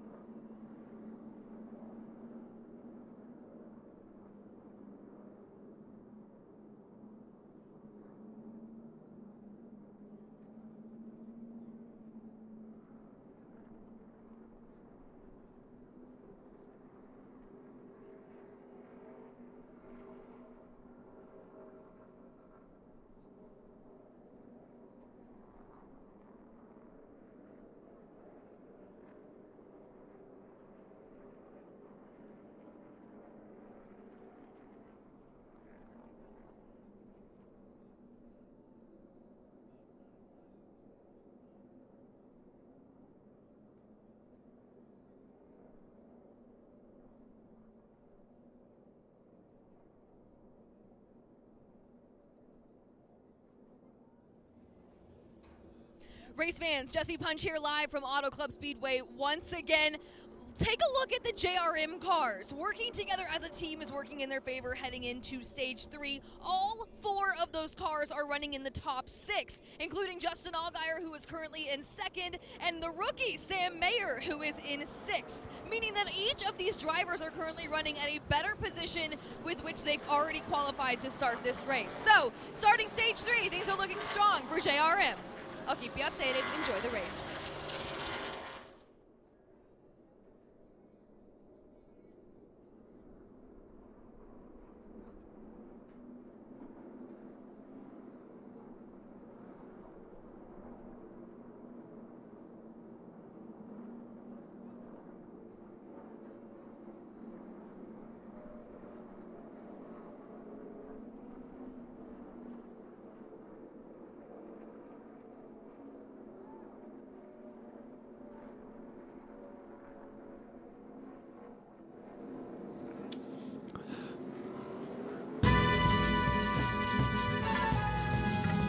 National Pistachio Day. I think there's a reason they don't show me everything before the race. This might not have met approval from the booth. I like pistachios. You're at the top, though. Look at Regan, just hanging out down there. No. I like pistachios. Yeah. In the shell or out of the shell? Well, I'd preferably get it out of the shell before I eat it. Yeah. No, but I mean, you can get it both ways. Right. Yeah. I don't eat Shell's the the best shell. part. What are you talking about? Smart Aleck What's wrong alert in the with booth. And now we check in on our pit performance, sponsored by eBay Motors. Brandon Jones winning the race off pit road. Takes the outside lane. Cole Custer going to restart back outside the top 5 here after their problems on the pit lane. 75 to go. Final stage at Fontana. Oh, see the bottom lane really stacking. Lots of stuff happening here. You know, the other thing you got to watch for here is 5 penalties. wide. Getting out of line before the start-finish line is a no-no. The whole front row did it, though, so I'm not sure how they officiate that. It's a good point, though, Adam. Noah Look at Cole Gregson. Custer Yes. up top. He's already back to 3rd. He's not done yet. He's going to get another one on the straightaway here. Yep. I said I'm here for the run through the field. It's going to be over in 1 lap. This looks like you in 2018, Logano. Look at this thing. He was sandbagging. He had a lot more than we thought. Jeez. He's already under the leader. I mean, he's going to lead this lap. Lead the lap. Incredible. Wow. But momentum in the outside lane. No, Custer pulls up in front of him. No, peace out. Well, that's what I'm talking about. Yeah. We're all around. Yeah. I'm here. I'm with you. I think we talk about it after the race, too. Let's go back to the restart because it got squirrely big time. It looks like something here on the front row goes a little sideways, literally. Like the push to the 7 got him a little loose and really opened the door for Cole Custer. You see him up there in the 4th car up top. And then he just stays up top here. Like we said, go where they're not. Gets the momentum on the 11 here. See ya. He was aided by what happened on the restart. There's no doubt about that. But the bottom line, that car is really, really fast today.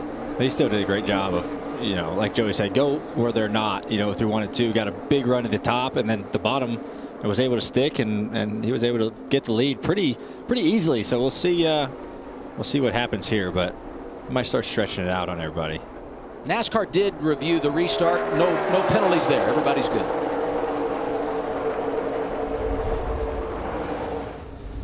There's Allgaier. He's settled into 4th right now. That might be the slowest restart I've ever seen in my entire life. Long way still. Just shake it off. We'll be fine. Copy. So he's talking about the speed coming to the restart zone, and that sometimes is a little bit of gamesmanship going on there. And sometimes drivers know where their engines are stronger than others, and they may use that to their advantage. But when you bring it down really slow, it always stacks up the restart. And NASCAR tries to keep that in check. You're supposed to go the same speed as the pace car when the pace car drops off. Sometimes it's plus or minus 5 or 10 mile an hour, sometimes it seems like, but you know, I think they try to keep that within check, and obviously it was a little slower that time for Justin Allgaier. 70 laps to go. Custer out front. Let's crank it up on FS1.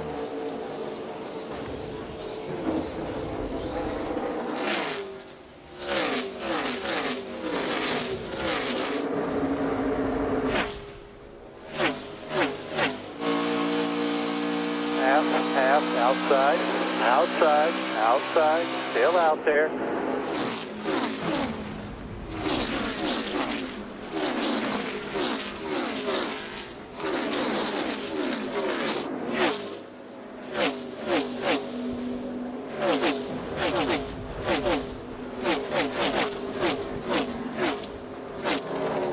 Unscheduled pit stop. A.J. Allmendinger at lap 82. Jamie Little. And he pits from a top 5 running position. He said he felt like he had a right front loose. The team, they checked. They said they felt good about the last pit stop. They felt like they got all 5 lugs tight. But A.J. Allmendinger was not feeling good about it. Had a vibration in the car. They'll make the change right here. Could be very costly for A.J. Allmendinger, who started the day from the pole. Yeah, because, you know, everybody's going to have to pit again, but he's outside the window. So this really, there's no way it's going to cycle through and come to him. Yeah, he's outside of the window of making it from here with 68 laps to go. Man, not just bad timing, right? You hope that it could have made it a few laps longer there, but oh well. Needs a quick caution. Custer, Gregson, Jones, Allgaier, Gibbs, your top 5 in Fontana.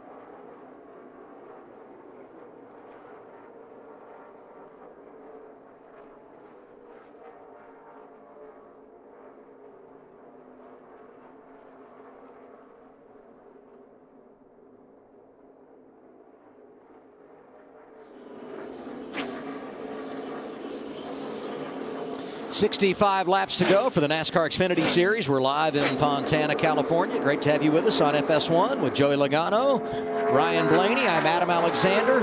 Cole Custer took over this race, took the top spot about midway through that second stage, and he's been really good ever since. And you know, a nice comeback for Trevor Bayne. He wins the opening stage, has that bad pit stop, falls outside the top 10.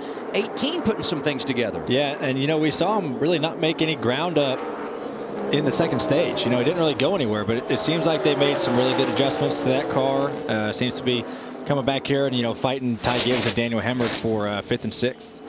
You know, and even so he didn't go very far in the second stage. He gained a few spots. He lost a bunch again at the end of the second stage with another poor pit stop. Like you said, he's got it tuned up. They're racing pretty hard back here. It's going to get dicey. 44, Tommy Joe Martins. I think everybody got a little nervous on that one. Jamie? Well, you guys were talking about the 18, the ground he has made up after that second slow pit stop. Jason Ratcliffe, his crew chief, came on the radio and said, we got some good adjustments in there. That's the good news. And Trevor came on the radio and said, it's all right, guys. We need to get it together. We have one more solid stop to get here. You guys got to give it to me. I'll do all I can for you on the track. This is a heck of a race going on right here between these three cars, and it's dragging Josh Berry up to him. They just keep crossing each other back and forth. And here goes Trevor again on the bottom. Gosh, I think Trevor, if he can get by these guys, he can really start making some ground up. He just can't seem to clear.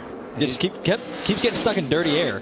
And then the 11 crosses him over here. He's going to cross him again. Oh, he's just going to go right by him here. He came off turn 4 there a minute ago, and Jamie was speaking. He had his hand out the window like, thanks for not passing me back. And Hemrick passed him back. For third, Justin Allgaier, Brandon Jones.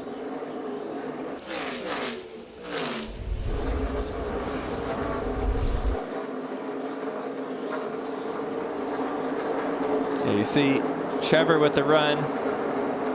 The split the 44. Yeah. And then the 54 is a big arc and goes right in front of Trevor's nose, took all the air off of him. So Trevor had a low arc and the 54 coming across. There's another lap car between them. That was Jesse Iwuji in the 34. This is great stuff. Spotters earning their money right now. That's right. Now he's trying to pull the side draft out to get control. If you can get a car at your quarter panel, you have control of that outside car. And that's what Trevor was trying to do into the corner. He's got control of him there. I think he's going to clear him this time. 7 of the top 10 right now. Here comes the run again. Across the seam. Junior Motorsports and Joe Gibbs Racing. Don't forget about the 8. Get up. Don't forget. See, that's what happens. That same thing happened with Noah Gragson earlier. You start focus on the car on the bottom, and you forget about the one up top. Coming back. Outside. He's there. Outside. There's only a gap of 1. You got to get in quick. Oh, this has got to be the most frustrating thing for Trevor Bayne right now. He has a fast car. He's faster than those guys. He just keeps getting crossed over, and now he lost the spot, which is almost a penalty for trying too hard, which is so frustrating. Wow. Hemrick's creeping up to the wall. And he's entering kind of lane off of it and kind of getting to it, and it's giving him big momentum. Well, you said the 18 crossed some seams and got really crossed up there. And they're all just kind of stacked up behind Ty Gibbs, which is, he's pretty fast, but these guys are maybe a little bit faster than him, but they're all racing and pulling each other back, so he's able to maintain track position. The wall's coming in. 3 and 4 is coming in. Hemrick ran the fence there pretty good. Give me an idea. What's the balance here of fun versus frustration when you're doing this? Oh, it's completely frustrating. I'm saying it's fun because we're watching it. All them guys are frustrated right now to try to pass each other, race each other, and it's fun watching, though, that's for sure. At this level, the most fun, really the only fun is winning. At least it is for me. This is a job. At this level, you don't do it for fun anymore. It is not a hobby. It is a job. There's too much on the line. There's too much, points, money, people. It affects people's livelihoods when you win a race. At that point, you're not doing it for fun anymore. Hey, keep an eye on Allgaier here, or Allmendinger rather. 32nd, 1 lap down, but he's getting up with these guys on the fresher tires. I mean, it's going to take a lot, right? But if he can somehow, with the fresher tires, unlap himself or be in that free pass position, it still could work out to get him a decent day. And he's in it right now. He's in the free pass spot right now. But that might change as Cole Custer starts lapping lead lap cars. But right now, he's doing all he can. Obviously, it'd be great for him to drive up there and unlap himself. The bad thing is when he had a pit, there was only a handful of laps on his tire, so it's not like he can run long and hope to catch a caution. He'd have to pit pretty shortly after the lead group does. Right. And the tires for these guys not that much older, so the advantage he has not as great as like what we saw earlier when Brandon Jones had the issue. 57 to go. Everybody going to have to pit one more time. Cole Custer out front and looking good.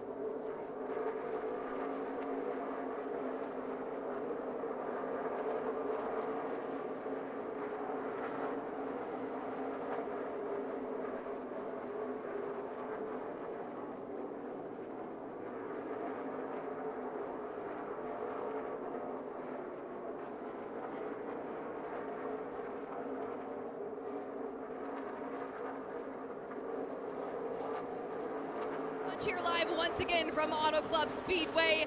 The 07 of Cole Custer continues to lead the field. A record-breaking run here for SS Greenlight. This team previously had only ever led 25 laps in the team's history. Cole has far surpassed that already today. And if he can hold on to the win, it would be the first for this team. They did come in second 2 seasons ago with Greg Alding at Talladega. That is their best finish so far. But if Cole were to pull it off, it would be a very big day for team owner Bobby Dotter, who's a former Xfinity Series racer herself.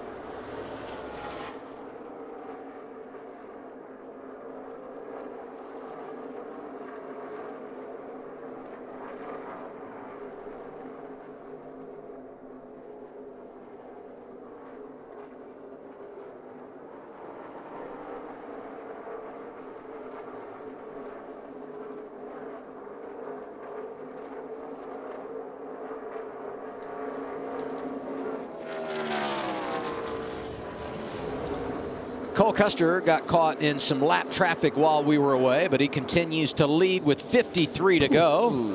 And the onboard camera of Riley Herbst taking some punishment. That one's done. I think that's camera number 2 for y'all today. It's not going good. Got insurance on those things? Hey, I'll say this, though. I mean, that's an onboard, right? But when you look across the board at our crew behind the scenes and what the last month has been like to the West Coast for the Clash, back to Daytona for the 500 and everything that comes with that. Long days, long nights, intense travel and setup in various weather conditions. Can't say thank you enough to the men and women behind the scenes that make all this happen. Absolutely. This is a tricky part of the season for everybody in the industry, whether it's from the TV side, the race team sides, traveling all the way out here. You got to get cars built way in advance to get them out here to the West Coast in time. These trucks aren't, I mean, they're pretty fast, but they're not, that fast. It takes a while to get out here. Allmendinger continues in the free pass position. And Josh Berry, who he's racing with here, is 7th on track, 9 seconds behind the race leader. And I think we've reached the point now where probably no way Allmendinger's going to drive up, get his lap back. He just needs a caution to get himself back in the game, get the free pass. Yeah, he needs to race as hard as he can right here to stay close enough to the leader to where he can lap the cars that the leader's lapping to try to keep him in that lucky dog spot, which he is right now. So he's going to keep doing that. But something I see here, All these cars are up next to the wall. They have migrated up there. It is go time, 51 laps to go. The speed is up there. As tires get older and they're slipping and sliding, they're racing hard too. Comes the 98 up top. Oh! That's one of those things, you got to be aggressive off the corner to clear yourself, but man, if you miss it by a little bit, it's pretty bad. You know, Noah Gragson is hanging around two's right in the now. wall. He's 2 seconds back of race leader Cole Custer. You want it freed up a little bit, or do you like how it is? Like you keep working the bottom? Yeah, I like working the bottom, but I need to run the top. Need a little bit of front turn. Just feel like I'm overworking the right front. I got a ton of drive in it. Maybe go back a step.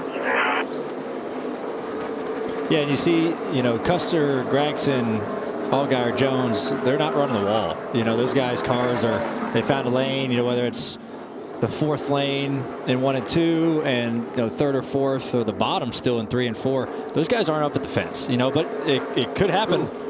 Kaz Grala, right front issue, unscheduled pit stop, but he's already on pit road, so doesn't look like we'll get a caution here. And we're about 10 laps, less than 10 laps really, from the pit window opening to end the race. This is our longest green flag run of the day, so we could very likely get some green flag pit stop. Look at Custer. Yeah. He's trying to work the bottom there, trying Here to pass comes his Noah. lap cars. They're all up there in his lane. And Noah's made a ton of time up. He's hanging in there. He's done a really good job in the latter part of this run of reeling him in. Here, he's about 5 back of us He really now. is. You know, Cole's run up on heavy lap traffic, and you see him had to really go to the bottom of 1 and 2, somewhere he did not want to be, and gave up a boatload of time. So we'll see if Noah can keep chipping away. And I felt like he was pretty even with him when they were in clean track. It might come down to who picks their way through lap traffic a little more There's as a we have a spinner. caution. Fun off too right here. And that's our 7th caution of the day. Brandon Brown in the 68, fresh off a top 10 last weekend at Daytona. And boy, this will create some stress, because once they gather him up and get him to pit road, we're going to be right on that outside edge of being able to go the distance. Brown was 18th. And by the way, no, Allmendinger was not in the free pass position. So saw Custer going around those other guys. Tough break for the 16 crew. And AJ probably missed it by 5 or 6 laps right there. Yep. Of being in the lucky dog spot, maybe even less. See what happened to Brandon Brown. See him back there off of turn 2. He just gets loose pretty far back in the corner on exit, before exit, but you know, trying to run the wall and trying to dig hard, and you just never know. This place is so flat, it'll snap around on you before you know it. Good job keeping it out of the wall. Could be the wind too, right? As you come around the corner and you think everything's good, and then you get a gust of wind and not good. And as you guys talked about earlier, the wind's been doing all kinds of different things. It's not been consistent. So I'm sure as a driver, you make an adjustment and then it shifts a bit, and all of a sudden you find yourselves in the middle of one of those spins. And we've seen it a handful of times today. It is. You know, we have those 2 flags are right in front of our booth here, and now they're blowing pretty much at us. So from the back stretch right to the front stretch. Before, they were blowing from turns 1 and 2 down to 3 and 4. And so it just shows you how much it's changed with all these mountains around us, how much it can change that quickly. And when you're right on the ragged edge of wrecking, and a gust of wind is all it takes, just a little bit, and next thing you know, you're swapped ends pretty quick. So the wind is unpredictable. I'm not good enough to see the wind, and he'll get you. Alex LeBay free pass. I wonder if you're Allmendinger, if you don't take the wave around here to get on the lead lap and just pray for a caution, which would then also put you back even on tires, right? I don't know, just a thought. That's his only play. I'm no crew chief. Yeah, I feel like he still has a lot of laps on his tires, but I feel like you kind of have to do that, you know, and take a chance, because or he could try to put tires on and try to get the lucky dog spot, but then you're still down a set of tires. So I think the only play for him here is, just to wave around and hopefully you get a quick caution. Pit road is open. Our leader, Cole Custer, has collectively lost 11 spots today. Keep an eye on that. Regan? Well, on pit road, not the greatest day for Cole Custer. On the racetrack, though, a very different story. That race car has been fast from start to finish. Right now, it just feels like he loses the rear tires too soon in the run. Wants help to make that car last longer. Justin Allgaier on the right side of your screen. Very good pit stops all day for this race team. The center is too tight for Justin. That means he can't get the front to turn and loses some of the rear grip. Jamie? Daniel Hemrick saying something very similar. He needs rear grip, and he said the front end was starting to go first. They're going to make an air pressure adjustment there. On the right side, the 9 and Noah Gragson. You heard the radio. He wants to run the top, but he said he needs better turn to do that. They're going to go back. You see the tape put on the nose right there. They went back on that track bar adjustment as well. Justin Allgaier wins the race off pit road. Brandon Jones +2. Gregson lost 1. And once again, Cole Custer goes in the wrong direction. He lost 6 spots and comes off 7th with 46 to go.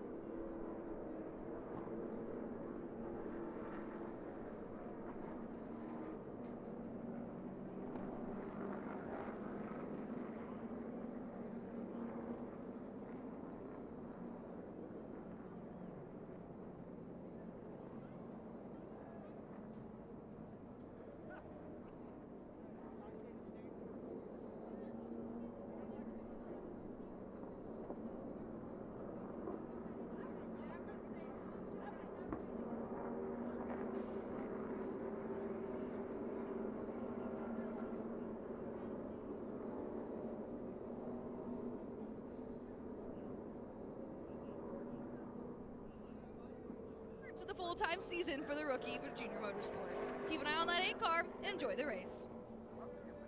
On FS2. And we'll have it all for you. 45 to go for the NASCAR Xfinity Series in what has been a really fun day of racing, and the festivities got started early. That's Austin Hill, Daytona winner, into the wall. Landon Castle with an issue, on fire, brings out the first caution of the day. Stage 1 to Trevor Bayne, who had not driven an Xfinity car since 2016. We have a spinner. That's the 54 Ty Gibbs, who's recovered to run in the top 10. Cole Custer, 2019 winner here, takes stage 2. And this is Brandon Brown spinning our 7th caution of the day. And it all sets up for a nice stretch run in Southern California. We were talking about this during the break. It's been an entertaining day here. This race has been fun. It really has been. This race is really coming into something pretty exciting. You just got Cole Custer, who's obviously the fastest car on the racetrack, but he lost track position again on that pit stop. It only took him a lap last time to get all the way back to the lead. I think it might take him a little longer now, but we'll see. Yeah, it's go time now. I mean, we're coming down to the end of this race. The sun has popped out, too. It's kind of been overcast here the better half of the day, so we'll see if the team's made the right adjustments for the end of this race. I can tell you guys are younger than me. You do the on camera with no jacket. I wear mine because it's slimming, okay? That's why I wear the jacket. give me a couple of favorites here. We know Cole Custer. Who else can go get him given the advantage here? Well, I think the leader, Justin Allgaier, he showed to have a very fast car to 9 of Noah Gragson, also a very fast car. Those are the ones you've seen up there. But, you know, Josh Berry's pretty quick. There's some other ones. Trevor Baynes had a fast car. If he can get through traffic, he's got a fast car. So I think there's some other competitive cars out there. I don't know who to pick because Joey named all of them. So I thought we were going to get one apiece. But Cole Custer, I don't know. I guess I'll just say that guy. And you saw the Xfinity fastest lap, top of the board, A.J. Allmendinger, who, by the way, did take the wave around here. He is hoping for a caution. He could put on those tires that he's got sitting in the pits and get himself right back in the game. What do you have for us, Jamie? Well, I think Noah Gragson is certainly one to watch here. They got those adjustments he wanted, so hopefully he has better turn up top. But I just asked Luke Lambert, his crew chief, about fuel. He said we're right on our number. So if they make it to the end, they're good. But if we have a green light checker, there's question. And I think Noah Gragson, one of the 35 drivers that Joey mentioned when he talked about his favorites to win here. There's Luke Lambert on the pit box, first year with Noah Gragson. Let's get more thoughts on fuel mileage. Here's 19 radio. We are 1 lap pretty good to make it to the end. 42 laps to go when we take the green. We will definitely keep our fingers crossed that it stays green. Copy that. That's someone, you know, we saw Brandon Jones, have his little troubles early. And like you said, they hope it stays green because that's his last set of stickers. But that Menards car is coming to life. I think he might have a good shot at the end of this thing, too. From the sounds of it, he may have a little bit more gas than the other ones. Mileage might be a little better. 42 to go in Fontana. It's going to be an intense restart. This is where you have to secure track position. 43 laps to go.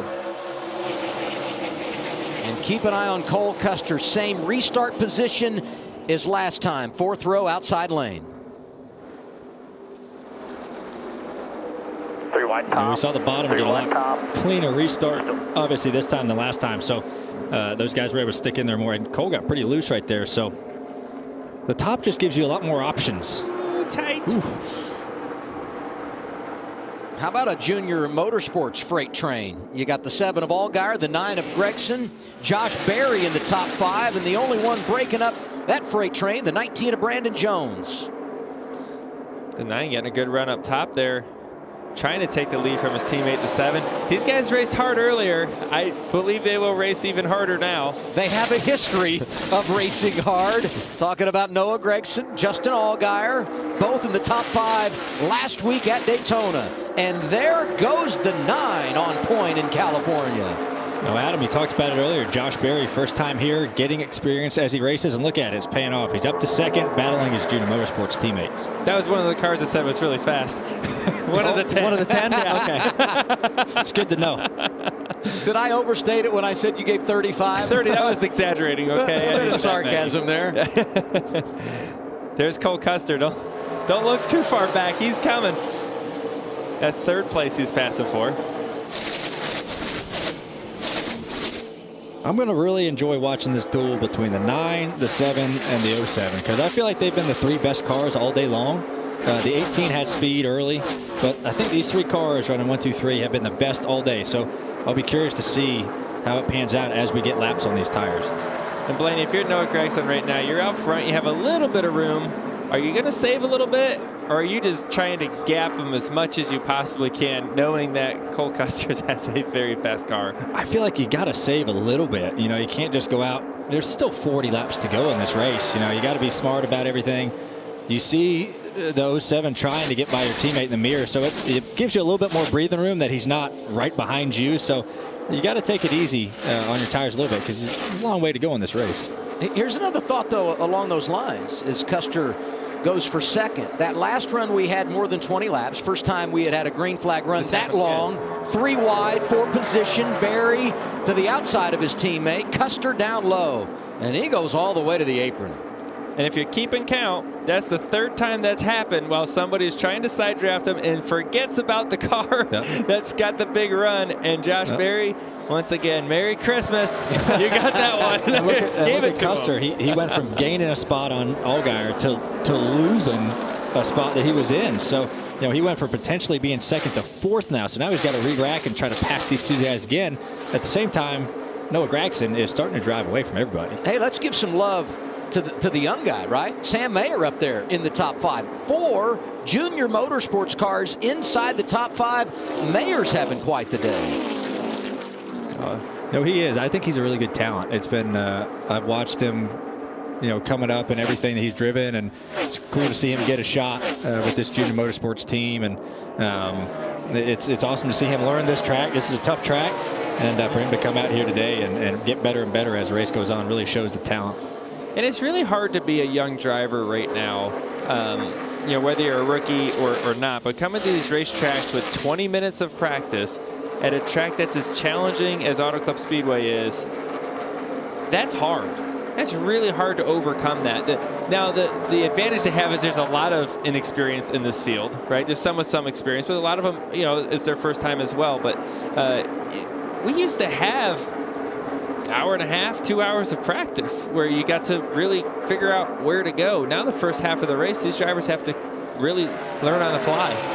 Well, 3 of the top 8 never raced here, never been to this place before this weekend. So an attaboy to all those guys, including Mayer. Jamie?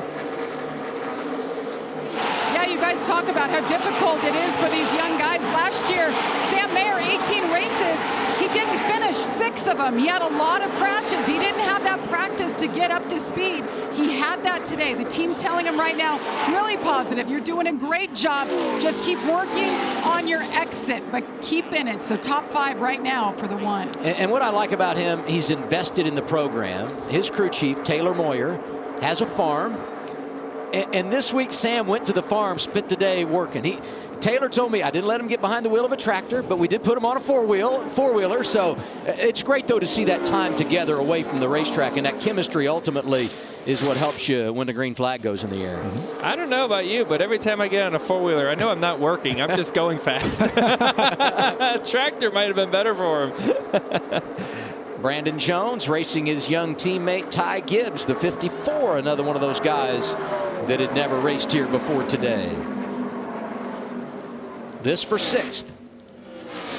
We'll keep it side by side as we step away. 35 to go. Noah Gragson leading his teammates in Fontana, California.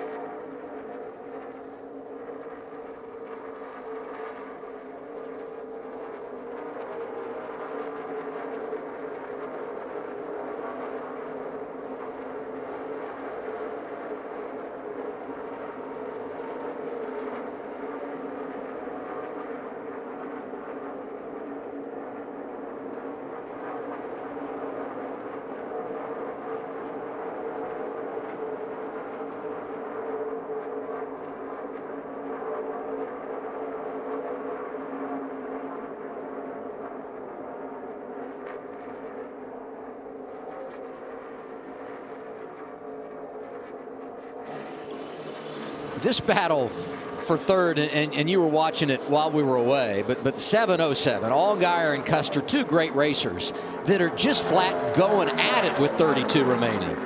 Yeah, you know, Custer's got to get going here. You know, I mean, Gragson's out, you know, 3.5 seconds over these guys, and oh gosh, if I know there's still 32 laps to go, but if Cole wants to run down the 9, he's going to have to get by the 7 and then the 8, which is another problem. So he's got to get going. Yeah, and he's seen Cole when we talked to him too. I'm used to seeing him up against the wall, but he has not gone up there yet. If there is a time to do it, Now is the time. You got a car that you're not racing for points, that if you hit the wall with this composite body, not the end of the world. It's now. It's now. There's speed up there. We've seen it at the end of the last run. You got to go. There's Josh Berry. He's doing it. He's up there. He's trying to make time on his teammate Noah Gragson. You got to go right now. 30 to go. You got to push. The Gragson advantage over Berry's 2.5 seconds, roughly. What does that afford you with 30 to go as far as taking care of your equipment and managing the race? Yeah, if I'm Noah, I'm just keeping a gap. You know, I mean, running nice, smooth and straight, looking at lap cars. Where am I going to catch them? What lane are they going to be in? And just keeping that gap of 2 to 2.5 seconds. Just not wanting to lose anything. And that's the biggest thing I would be doing if I was the 9.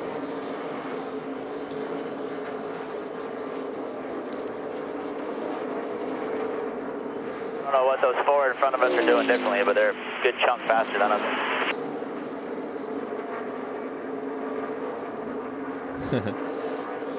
That's always a tricky question to answer sometimes. I don't know. Where are they going fast? Everywhere. They're going faster in California.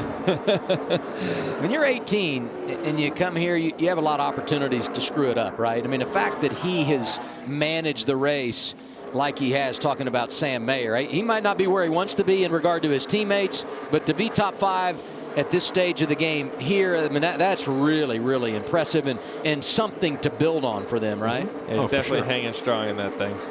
And after finishing 30th last week when they had some problems at Daytona, you needed a bounce back, and they're in position for that. See a race here at Trevor Bayne, Ty Gibbs, bottom versus top. As tires get older, the bottom is at a bigger disadvantage. That momentum on the top side with less grip. As the tires get older, you get a lot less grip, and the high side gets a larger and larger advantage. Jamie Little. And just listening to Daniel Hemrick's radio in the 11, they just told him, hey man, it's time to turn that mirror off. It's all out front. Joey and Ryan, do you guys ever need reminders or help balancing using your mirror and looking out the windshield? I think we call it a camera nowadays. There's a camera in our cars. Yeah, you know, I feel like, you know what's in your windshield and you know what's behind you. And if, you know, Daniel, he's got just over a second behind him and a group of 3 or 4 cars right in front of him. So he's run them down from a little ways back. So, yeah, it's time to focus out the front windshield, and coming down to 27 to go, it's time to get moving.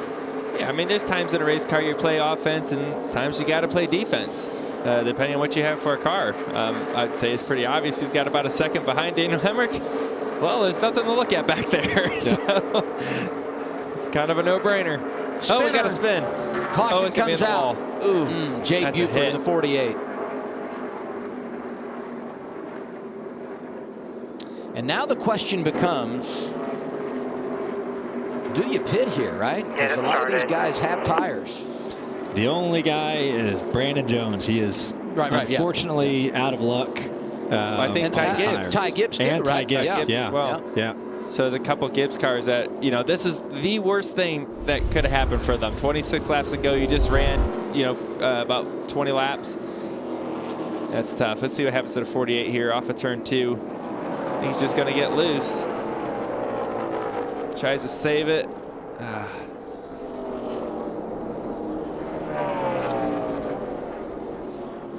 That's a pretty good impact. That's probably going to end his day, I'd assume. The old tank slapper. Yeah, got the left sides on that seam, it looked like, and it's hard to keep control. You see right there, he gets the left sides right on that seam, and it just takes so much grip away from your car, and it can happen that quick. Brandon Brown, who brought out the last caution, gets the free pass here. Let's listen to the plan for the 54 Ty Gibbs. We're just going to have to stay, unfortunately. It's not going to be good for us, but we only got 15 laps on tires, and the ones we got in here have more laps than that, so it's not really going to put them on. Oof. He had the spin, right? Had to make that unscheduled stop, so they're down a set of tires. Everybody you see here had one into pits, and here they come, Regan. Well, Adam, Josh Berry, we noted how he's going to have to learn this racetrack early, has been doing that all day long, Fires off very tight with that race car, but it gets better as the run goes, so not overly happy to see this caution with only 25 to go. Justin Allgaier, he made the right rear of that race car too angry early. That means he got it greasy, which made the car not handle as well. Jamie?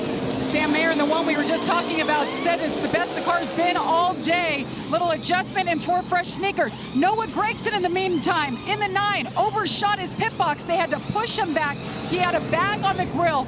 4 tires here, track bar adjustment. Remember, he came in as the leader. Let's see how costly that overslip will cost him. How big has pit road been for the race leader today? Trevor Bayne, Cole Custer, and now Noah Gragson, who came in the top spot, leaves outside the top 10. Justin Allgaier +2 wins the battle off. Here's what Jamie was talking about. And there were some drivers that stayed out, so there's going to be some give and take. Maybe a lot of take on this next restart.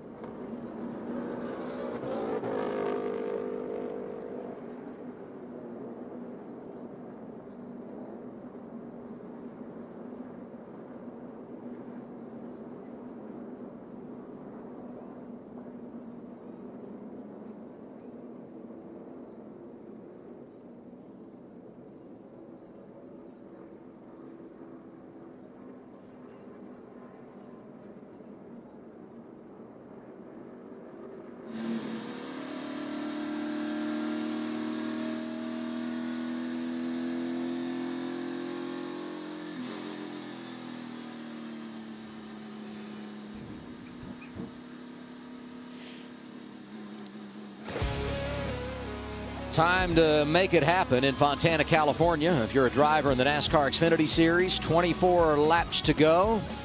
On board with Austin Hill, won last week at Daytona. Tough start today, went 4 laps down, got 2 of them back, but has made up no ground in relation to the leader since then, and he now finds himself in the 31st position. We had a few guys stay out, including Ty Gibbs, who we knew would do that, or most likely, right, because they didn't have any tires. Anthony Alfredo does as well.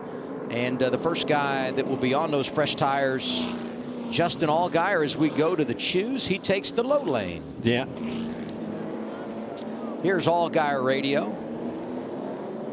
The amount of speed they're able to carry is just incredible. Like him and the 9 both, like they don't slow down an entry to run the fence, and their center corner speed isn't any slower, but their exit run is just massive. So it's like, you know, not only are we the same on entry and middle, but they're 20 mile an hour faster on the straightaway, both of them. I think one of the cars for sure he was talking about is his teammate that will line up behind him on the restart, the 8 of Josh Berry.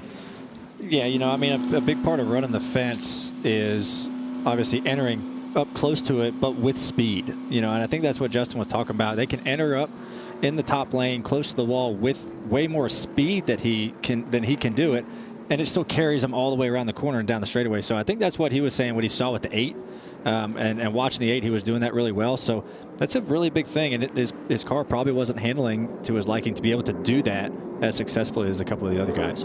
That's a solid point. The advantage of running the top is keeping momentum. If you have to slow down too much, you ruin the advantage. But this is going to be crazy here. You got Ty Gibbs on old tires. Yeah, Anthony Alfredo on old tires. And you got everybody else with new tires.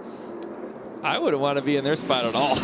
This is definitely the penalty, the price you pay for having the mistake early in the race. The big thing you're going to have to watch is Sam Mayer, Cole Custer in the outside lane behind the 54 and 23 on old stuff. You know, they're kind of getting stuck behind them, and we'll be curious to see if anyone spins their tires in that top lane. 22 remaining.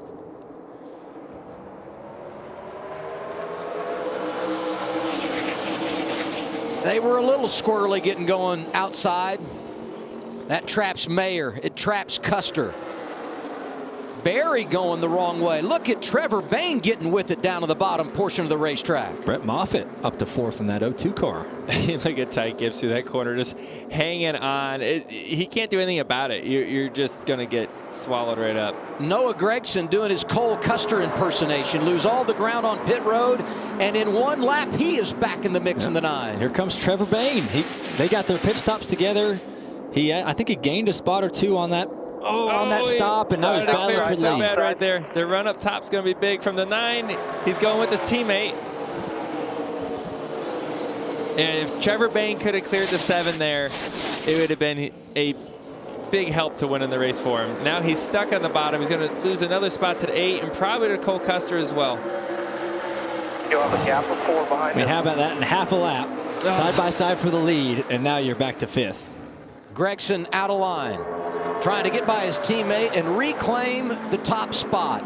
In the last 50, 60 laps, he has had the strongest horse. And as we come to 20 to go, once again, it will be the 9 in charge. Smooth, hit your marks here. That thing's firing off really, really fast. I'll be curious to see if he can maintain that over the next 20 laps. Nope, you got one blowing up, I think, here. Myatt Snyder. The big crash late at Daytona, smoking here and on the apron. Oh, a little 2 for 1 wow, for Cole Custer. 7's in the fence, too. Lost a lot of momentum. That's going to really put him out of contention here, I think, with 20 to go. Losing that many spots. Yeah. Uh-oh. Uh-oh. Teammates. Uh-oh. Dale's going to have an interesting Monday. A lot to talk about on the Dale Jr. download. Barry up to 3rd. Custer is now 2nd, only a half a second back of Gragson.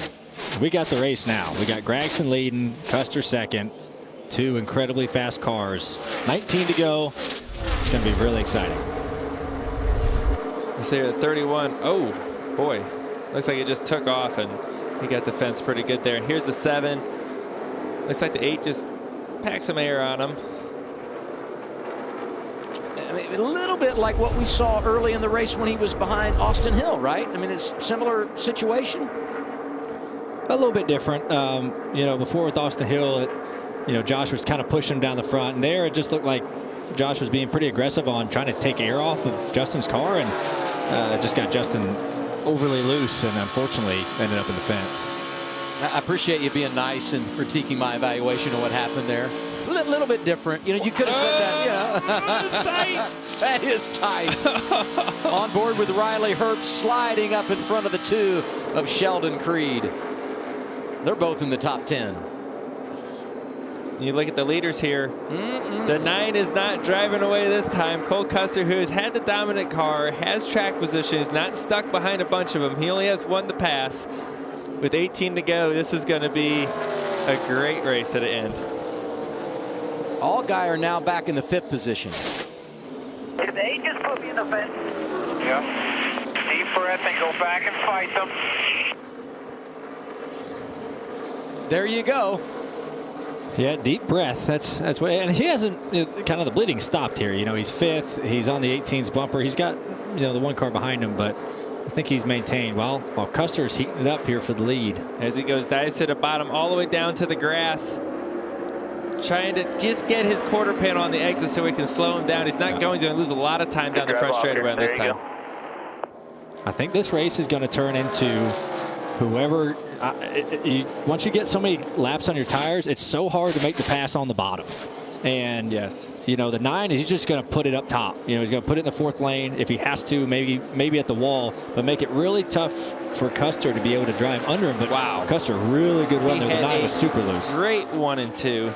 Going to get under him. Now, this one's going to be hard for the 9 to defend here as he has position on him going into turn 3. The 9's going to have a great corner here. And the 7 kind of missed the bottom. The 07 did. Here comes the 9 with the run.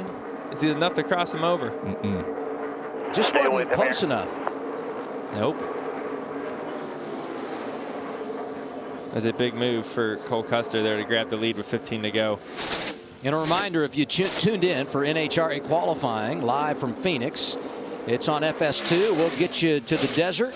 When we are done here, 15 laps to go, NASCAR Xfinity Series, Cole Custer is the new leader. He just passed Noah Gragson, Josh Berry, Trevor Bayne, Justin Allgaier, your top 5. I'll tell you, he's one of the fastest cars on the track is Josh Berry.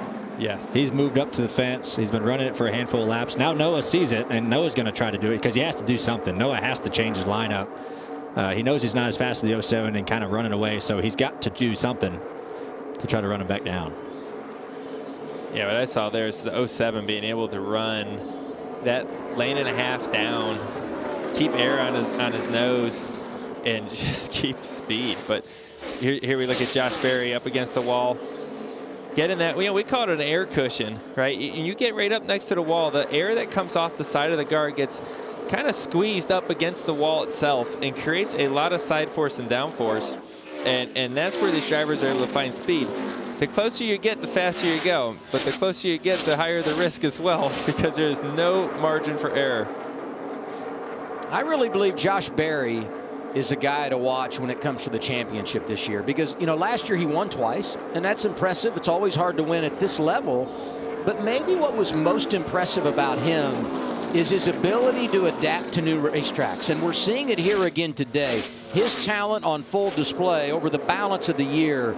Watch out for that aide, who's a late model graduate out of the Nashville, Tennessee area, and has really been something since he hooked up with Dale Jr. He's a pretty smart racer. You don't see Josh Berry get in trouble very often, right? You don't see him wreck many cars.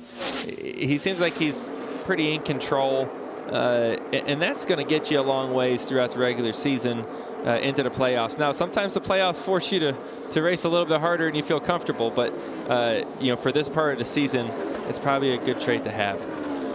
Great day for Trevor Bayne. A really great day for Trevor. You know, we said earlier, we saw him up front, early on in the race, had some trouble in the pits. But they got their pit stops together. They've worked on their car a lot.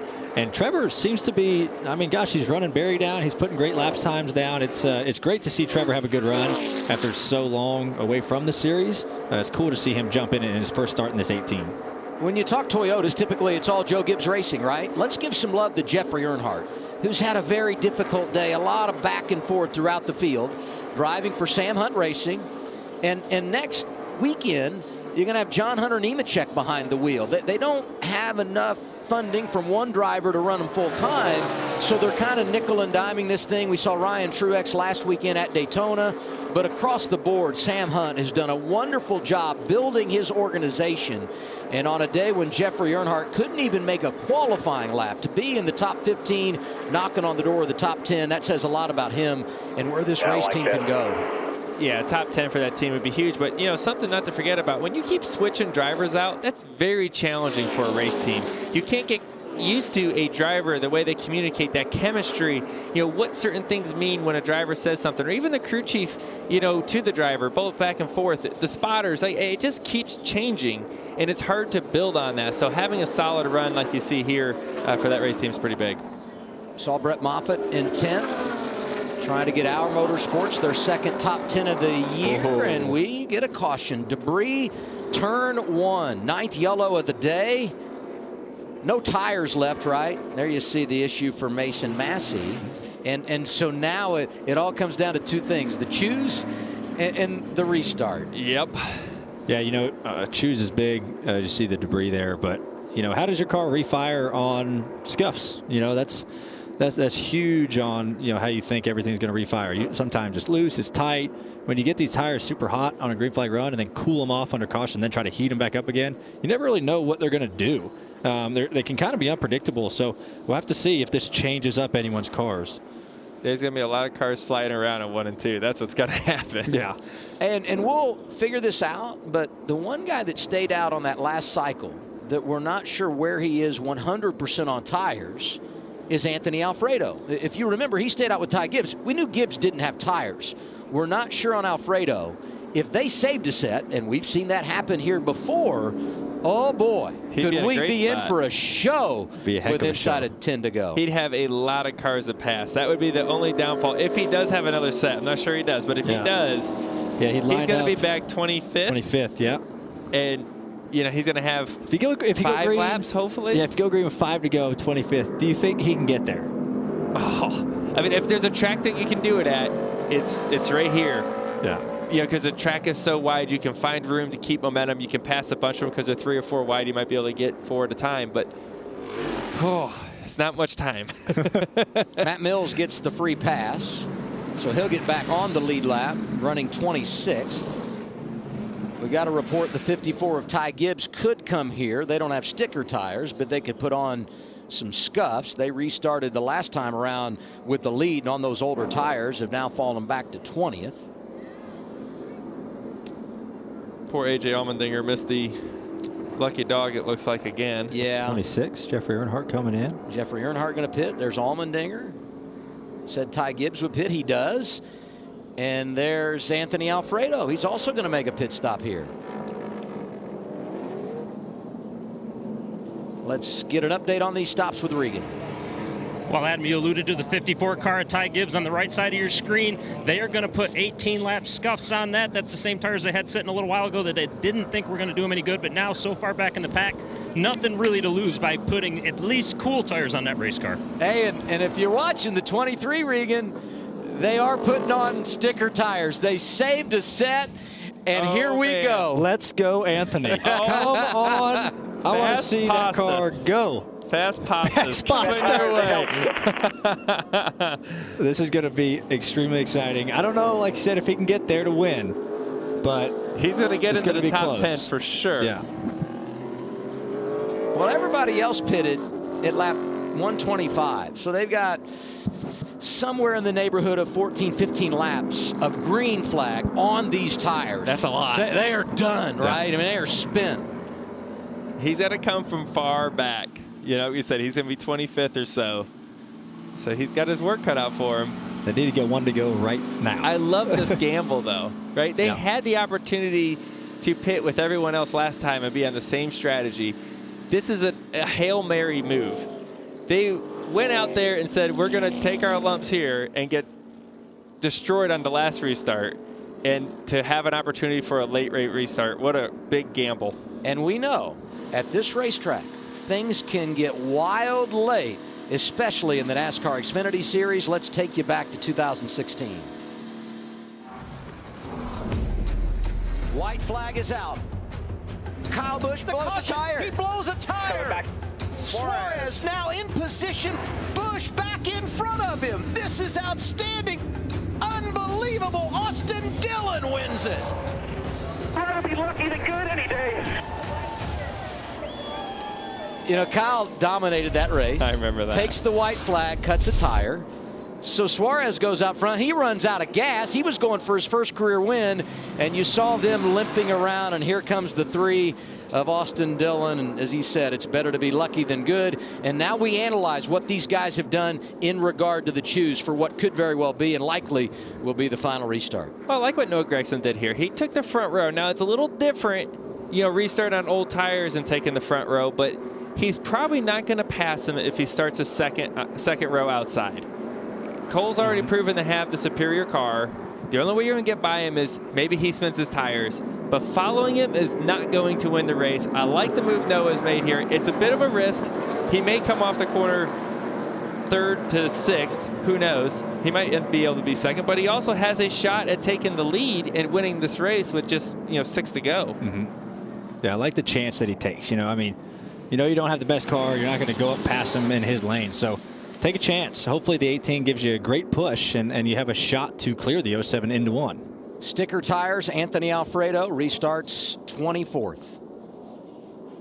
6 laps to go. It's about to get really good in Fontana, California.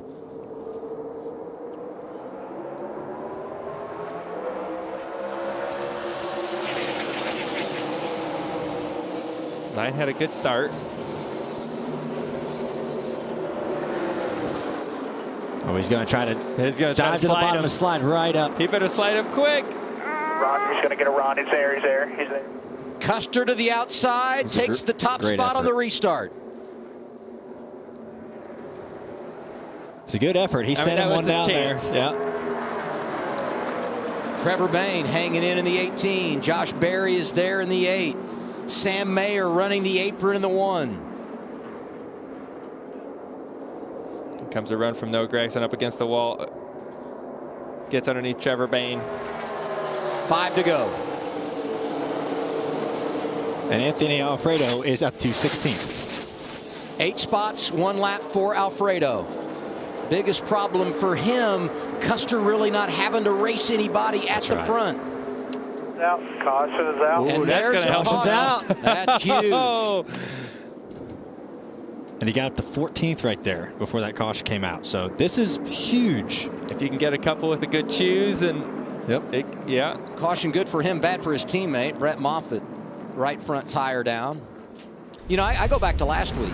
Anthony Alfredo loses the window early in the race, goes 2 laps down, spent most of the day a lap or 2 down, and comes back for a top 10 at Daytona and trying for a late rally here as we watch Josh Berry just slide up against the wall.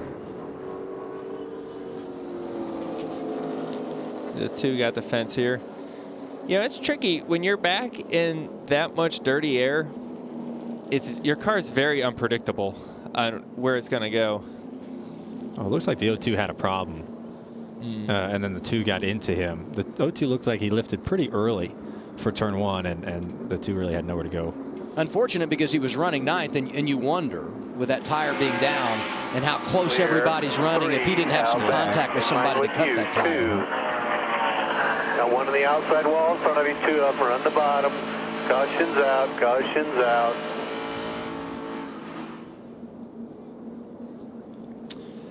Well, this thing is far from over. You know, we've seen our motorsports make such a great climb, going from a 2-car operation to 3 cars this year. We need to tell the story of the 07. Because as we know, Cole Custer drives in the Cup Series for Stewart Haas. Bobby Dotter, SS Greenlight Racing, is the 07 and the 08. They have formed an alliance with SHR. Bobby Dotter drove in this series. He won a race at the Motor Mile back in 1992. SS Greenlight Racing started as a Truck Series team back in 08, moved to the Xfinity Series 6 years ago. They've always done it with less employees, less resources. But this alliance opens the door, especially with a guy like Cole Custer coming over and driving the race car. It's not easy, but they are taking advantage of their opportunity. And if they're able to get the payoff here, it would be so special for a blue-collar guy like Bobby Dotter, whose father won, an ARCA championship, to be able to go out and win a race at this level. Definitely be a really cool story. And the guy trying to break their heart today, Noah Gragson. He's 2nd right now, and they've had a fast car all day long, Jamie. A lot of conversation on that radio, talking to his spotter, Tyler Mon. He said, what should I do? Should I line up on the front? I hate to give the front up. And they just said, I think you really need to line up behind him for a shot at this. I don't know. What do you think, Blaney? He got good practice right there on that restart. So he'll have another shot at it here. Maybe he gets a better restart and is further ahead of Cole into 1. Maybe he goes into 1 a little harder and slides up in front of Cole. So I still think taking the bottom lane to line up on the front row with him is the way to try to win the race. Yes. Joe Custer, Cole's dad. And as you've noticed here on our pylon, we've put ourselves in a position with this caution late. We're going to go past the scheduled distance, so we'll get overtime here in Fontana. Overtime. Two-lap shootout. This is going to be a good one. Remember, if the leader takes the white flag, the next flag ends it, whether it's the caution or the checkers. But if we get the caution before the leader gets back to the white flag, we reset them and do it all again. And, you know, based on the finishes we had last weekend in Daytona, you got to pay attention to the rules, because NASCAR has had their hands full with so many crazy scenarios, from the Camping World Truck Series race to how things ended on Saturday for the Xfinity Series, and the Cup race was tight late as well. So here we go. Who's going to choose what lane? See what the 9 does. If he ends up going behind him, that'll give Trevor Bayne the front row. But Trevor doesn't. We weren't choosing. I don't think we're choosing. and for a number of guys, Gotcha. I'm glad we weren't. I thought we were choosing. I was excited for the end of this race, man. I was ready to go. Trevor Bayne's hoping that the 9 takes the top. Yeah. He gets the front row. I just feel like end of the race, the way this thing is, the safe bet, if you want a solid finish, a safe bet's going to be following Cole Custer. But at this point of the season, and Noah Gragson, the way he is, I don't see him doing that. Like, that'd be out of character for him. I think you got to go for it. You got to try. He was so close last time. And like you said, Blaney, all it takes is one mistake in the top lane. They push too hard and get loose or something, and then you be just kicking yourself if you didn't take that chance. But I would say also, like, what did you learn last time? Or if you're Cole Custer, what did you show last time that either takes away the advantage for Cole or gives the advantage to Noah here? Well, Cole's going to switch it up in the restart box. You know, he's going to go a different spot that he went last time. You know, just especially if Noah's to his inside, because Noah knows where he went last time and he's going to be ready for it. But it's kind of a chess game of the restart box, you know. So Cole's going to switch it up. Noah has to guess where he's going to switch it up. Or you could really mess with someone's head and go in the exact same spot when they think you're going to go somewhere different. So there's all these different scenarios that, you know, is going through Cole's head right now of where he wants to go in that box. Before you guys go ahead. A lot of the restart here depends on what goes on behind the 2 lead cars. That push that they're able to get, which the top lane's been done really good at getting a push to the leader. The bottom lane has been a little bit more separated, which has kind of hurt the bottom lane by the time they get to turn 1. Here's the moment. There it is. He went to the top. All right, Cole. Do what you've been doing all day. We'll be fine right here. Whoa. Whoa. That was close. Anthony Alfredo got a lot of positions going to the bottom there, right? So that's big.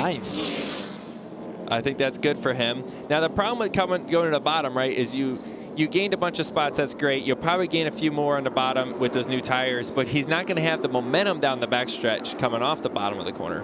You think about it, he got the tires. He goes from 23rd to 14th on that restart last time. Now he goes from 14th to 9th for the overtime restart. Look out. Go for it. Also, you look at Brandon Brown. He's up there as well. He spun earlier. Great comeback. Yeah, got the free pass. Good comeback. Going to restart in the top 10. A lot of great stories up there.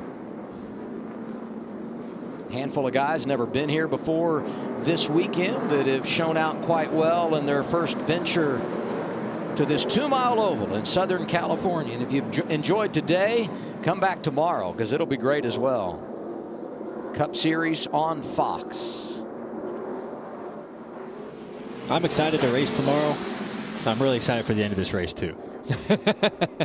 One thing at a time here. One thing at a time. It's overtime, sponsored by Credit One Bank. Outside lane, Cole Custer. Inside, Trevor Bayne. Keep an eye on the 9 of Noah Gragson. Here we go.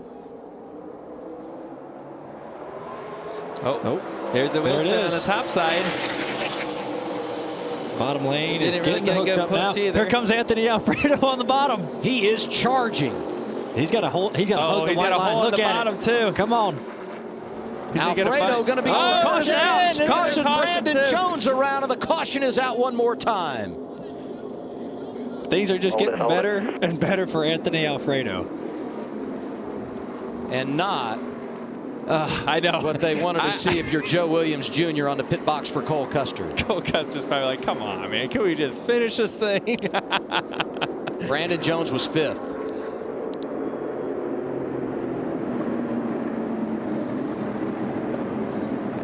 There's Alfredo. Now, it depends on when the caution came out of how many cars he actually got by there.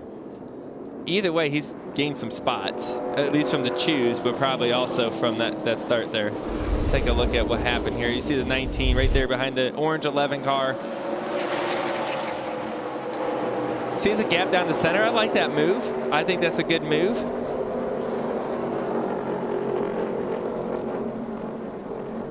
Oh, the 11 got loose under him. That'll help. Yeah. And I think Alfredo's going to be top 5. That's pretty big.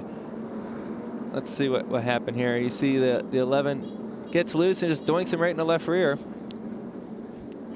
Joey's been waiting to say doink all race long. I got it. It took overtime for you to get it in. That was our word of the day.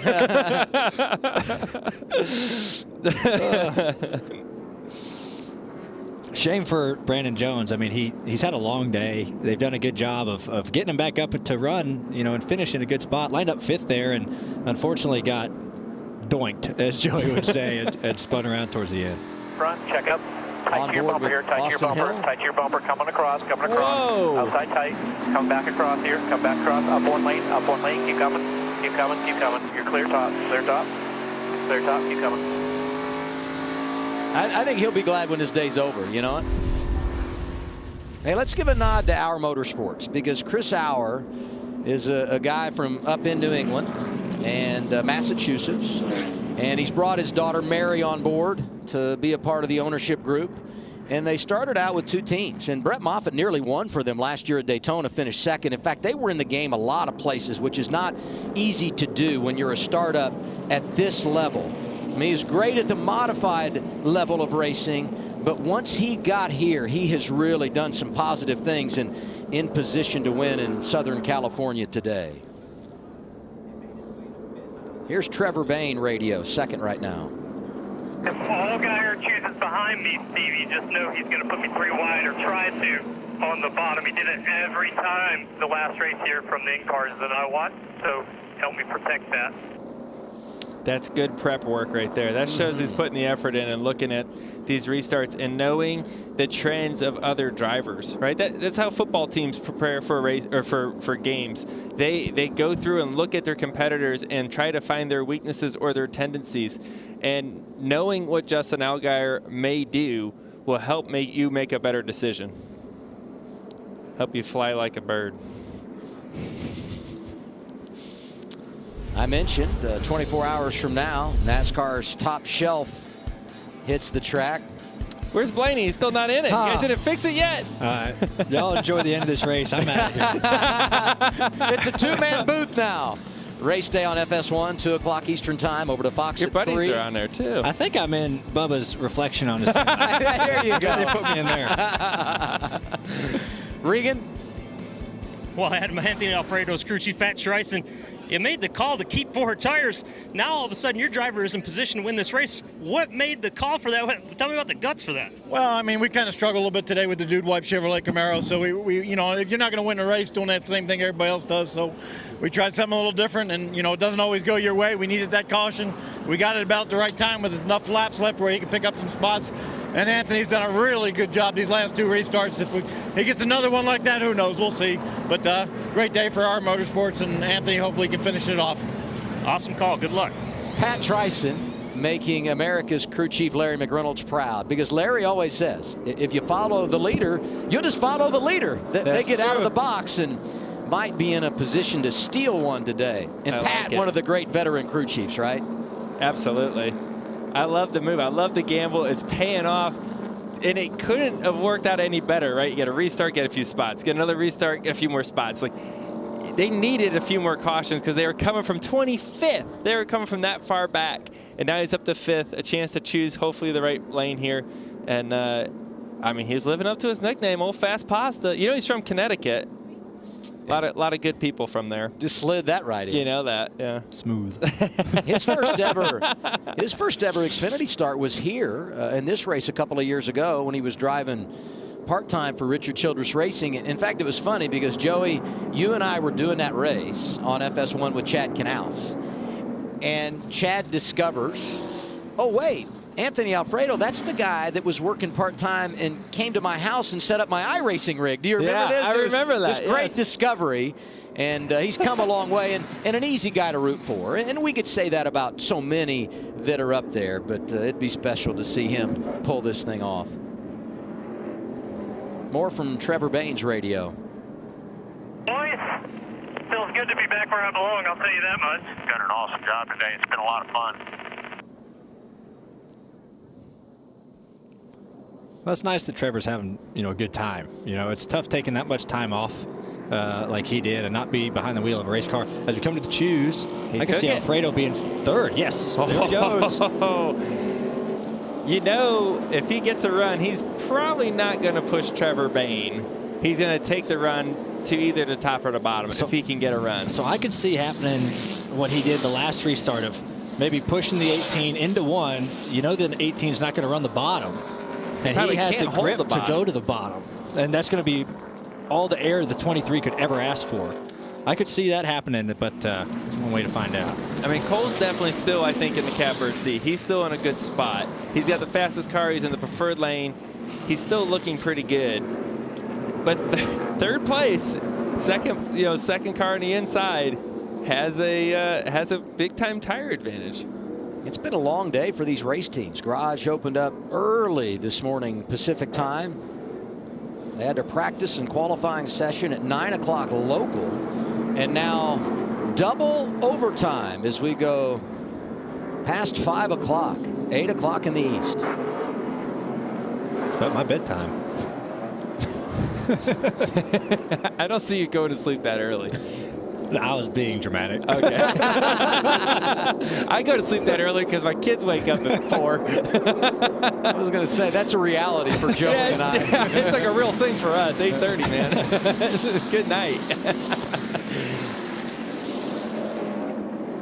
Cole Custer is dominated, leading 70 laps. Can he finish the deal? Double overtime. We're set in Fontana. Really good restart by the 18. Top lane's way more formed, though. Way more formed in the top.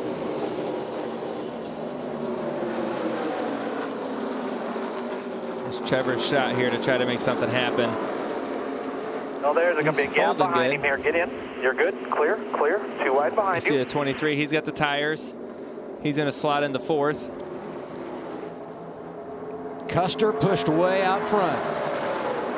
Gregson pushing Bain. The 23 is Anthony Alfredo. He's working that bottom lane. Trying. Oh, that's going to ruin his run right here. Yeah. Outside. And get pushed by. Good run. And another caution came out. And it came out, I've got to believe, before. Oh, my gosh, look at this. Hit the pit entry. Who was it there? Brandon Jones. 19. Now, did he take the white flag?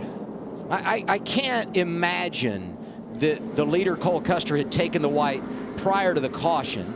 Sheldon Creed got a piece of this as well. Glad to see the window net on Brandon Jones come down.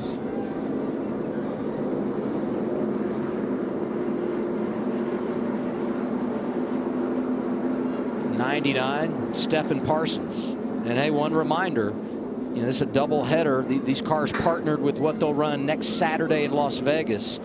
And we're starting to see these vehicles get banged up in the latter stages, and that will have a carryover impact. Look at those barrels. Sand is everywhere.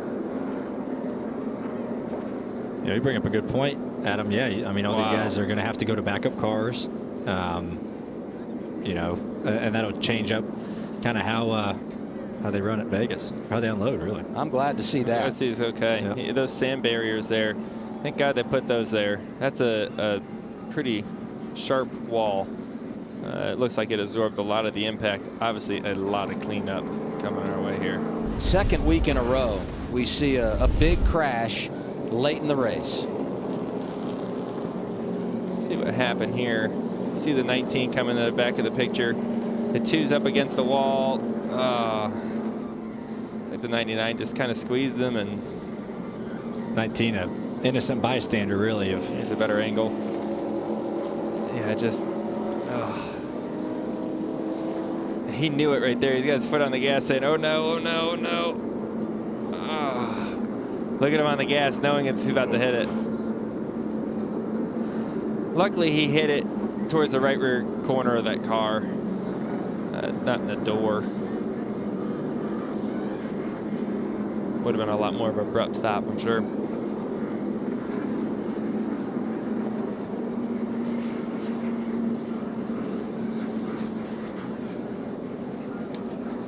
Twelfth caution of the day. Look at the sand. It looks like an explosion. Oh my goodness.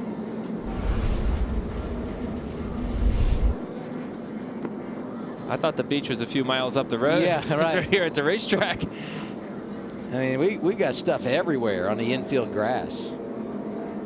Now, the other thing to think about here, too, Ricky Stenhouse just texted me. He has a solid point here that a lot of drivers may have short fuel in the car, and they might be out of gas almost. Yeah, another thing to keep an eye on as the drama continues to unfold.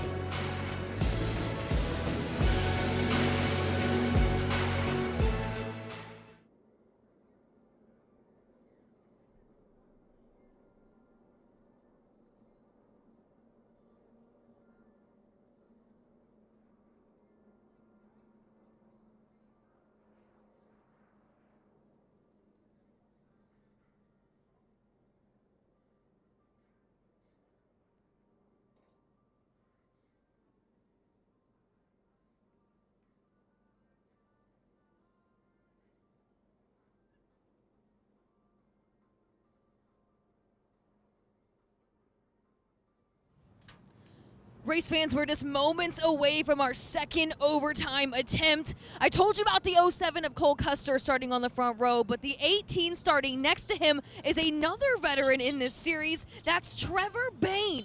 31-year-old Trevor Bayne is making his return to the Xfinity Series this season. He has not raced in this series since 2016, and that was just a one-off run at that. He has plenty of experience, but it's been a little bit. So to see Trevor hop back in this field has been exciting, to say the least. This isn't the last time you'll see him run. He plans on running 7 races in that 18 Toyota for Joe Gibbs Racing. So keep an eye on the 31-year-old veteran as this second overtime restart gets underway shortly.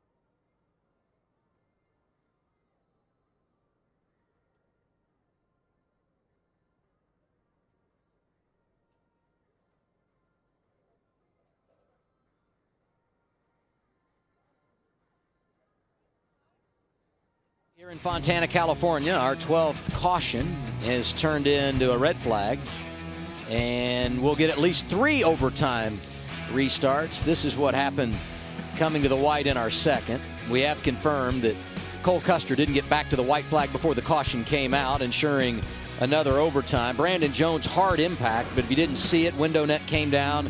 He was able to climb from the car, walk away. Good news there. And now a lengthy cleanup. They'll have to replace all those barrels, and boy, they're doing it the old-fashioned way, the old shop broom, pushing that sand. Let's get down to Jamie Little. Stand with Jason Ratcliffe, the crew chief for Trevor Bayne. What a day it's been for you guys. Kind of up and down, but he has maintained that front row spot for another restart. Do you feel like he has it in him to get one more good one here to stop Cole Custer? Well, they keep giving him a shot at it. Eventually he's going to get it. So, man, I tell you, he's done a great job all day, obviously. It doesn't look like a guy that's been sitting on the couch for 3 or 4 years, does he? No, he's done a really nice job. The cars have been good. We've been up and down. You know, we started the race really good. Got back in traffic and had to make some adjustments. We got too tight, but pit crew had a really great stop on the last one, got us some track position. It's been fun. It's been a lot of fun. Every time I think, man, we don't need another restart, I almost want one because he just keeps getting closer and closer. Right now I'm concerned about the 23 car. He's got the best tires, and he's made his way up through there pretty quick. So we'll see what happens here. It's been fun, though. All right, Joe Gibbs Racing trying to get their 11th win here at California Speedway. And it would be number 5 for Jason Ratcliffe here, who's won 54 times in his career with 5 different drivers. That's pretty good in the Xfinity Series. Yes, it is. Yes, it is pretty good. That's a lot of wins. See Anthony Alfredo there. Let's talk to Anthony Alfredo. Fast Pasta. It's Joey Logano up here in the Fox booth. You got us? I do, my fellow Connecticut native. I already brought that up here. We're rooting for you back up north. But, hey, you have kept this very entertaining so far. What a great gamble you guys made by staying out, taking your lumps early, and then having the opportunity to be the only car on tires, starting 25th and clawing all the way up to 3rd with a shot of winning. What is going through your mind? What do you think about this next restart? What do you got to do? I'm thinking about Joey, trying to figure out how I can win this race. As you mentioned, had a long day so far. I've been driving my butt off. I'm going to need a dude wipe after this to clean up, wipe the sweat off. But just got to have faith in God. He put us in a good position, and had faith in my crew chief, Pat Tryson. It was a great call to stay out. We didn't really have much to lose, to be honest, and we got what we needed. So now we're in position to win, and I'm ready to go after it and see what we can make happen. Absolutely, man. Well, you're in a great spot. Good luck. We're going to let you focus in and make something happen on this restart for us. 10-4, thank you. You made a Connecticut connection. I'm going to make a family connection. Okay. When this caution came out, we saw the 2 of Sheldon Creed running the wall, contact with the 99 of Stephen Parsons. I hate to say it, but in the offseason, Sheldon got married to Cammie Parsons, who is Stephen's twin sister. Oh, there goes Thanksgiving. And Brandon Jones is out of the care center. Let's go to Regan. Well, Adam, Brandon Jones checked and released from the care center. Obviously, you are okay. Tell me what's going through your mind. Up and down day, first off. Tell me what's going through your mind as you get sideways and you see those barriers coming up. Yeah, I think that was probably the worst part about all this is, you know, once you start spinning, you're looking to the right, trying to see what's coming up. And I got halfway caught in the grass and halfway on the pavement, and the rear tires were in the grass. So I could not get anything to grip up for me to get out of that grass. And I saw it coming, but never hit the sand before. It took a ton of impact there, and really actually didn't really feel much of anything hitting that. So surprising. Good job by those guys. Yeah, up and down day, man. I feel like I ran truthfully a sloppy race today, so I need to go back to the drawing board here and get back going. We had speed at times, and you know, at other times we struggled a little bit today. So pick our feet up. We got some good stuff coming up here. We love this West Coast swing. Got some really good tracks in it. Glad you're okay, Brandon. Thanks for talking to us. You know, you think about a couple years ago, Brandon has the best year of his career and has multiple wins and does it at all these different places, including, you know, had a duel with Kyle Busch at Phoenix and was able to win that race. Last year, they go winless. And I think about, you know, all he has meant to the Xfinity Series, 7 years now, 5 at Gibbs. He and Jeff Mindering have been a great partnership, and not the start to 2022 they would have liked, but as he pointed out, going to some tracks where they've gotten it done, including in a couple of weeks' time when we go out to Phoenix. Yeah, for sure. It's always nice to, you know, look forward to a track you've run well at, or a handful of tracks after you have a bad day, you know. So that's something that is good for Brandon Jones to look forward to in that whole group. Well, I guess I'm just going to keep talking to people while we sit here on the red flag. I'm going to dial up old Trevor Bayne. Trevor Bayne, Joey Logano, Ryan Blaney, Adam Alexander up here in the Fox booth. You got us? Man, they got the A-team up there tonight. You know it. Hey, you're doing an amazing job coming off the old couch, making coffee to driving race cars. How's it feel out there? Almost got a win out in front of you here. Yeah, it's pretty good, man. View's nice. Let's got to get one more out of the way here. Got a lot of fluid down here in turn 1 and 2. It's going to make the choose a little more complicated for me. I like that bottom, but man, I can't do that with the fluid. So we'll see what happens. Fun to be back in a race car. Fun to be battling for a win, and wouldn't be here without Devotion Nutrition. Let me do it. So maybe on the couch again next week, but it's fun times this week. Yeah, man. Well, enjoy it. Absolutely, it's been fun. Good info for us. We didn't know anything about the fluid down there in turn 1, so that definitely just adds something to it. I'm your Fox teammate, bro. Got you. So that's interesting. He said he ain't going to go to the bottom, I don't think. So that's if I'm Anthony Alfredo, I'm taking the front row. I'm taking the fluid. I'm taking whatever's down there. Yeah, he gave us some information there, Trevor. Thank you. Yeah, I think knowing that he'll probably good. take the top. Yeah. It is interesting, though, when you look at a guy like Trevor Bayne and what he's had to overcome, not just in his career, but in life, right? And this isn't easy to do. This isn't like it is show up and get it done. And he's been right there on the verge today of just show up and get it done. Regan? Well, Adam, another one checked and released from the infield care center. Sheldon Creed. Sheldon, you're okay. It appeared that you had a big run on the top side of the racetrack and maybe just not enough time for the guys to see it? Yeah, no, I wasn't great on the short run anyhow, and I had a huge run here, and yeah, brother-in-law decided to come up. So what do? You know, I just shouldn't have been back there. Just really struggled on the short run all day. 10, 15, 20 laps it would take to get going, and then once it got going, it was really fast, but then you're in traffic. So yeah, our wheeling team will bounce back next week, and hopefully we'll have speed with our backup. That's the unfortunate thing, that we had to pull another car out, so didn't want to do that, didn't want to make that harder on our guys, but all part of it. We're learning, and we have speed, so just need to get a little short run speed out of our stuff, and I think we'll be strong. Adam, much like you've been saying, these guys all thinking ahead towards next week and the challenges that come from having to get backups out. Yeah, you didn't want it to happen. Now it becomes a reality, and we'll have a lot to sort through when we get to Vegas next Saturday on who's where. And the one thing I'll say is the three of us are in the booth next Saturday together. We're going to have some really good cars coming from the back, you know? Oh, yeah. That's right. Oh, yeah. Good day to spend with family on the infield in Southern California. Overtime number 3 coming up.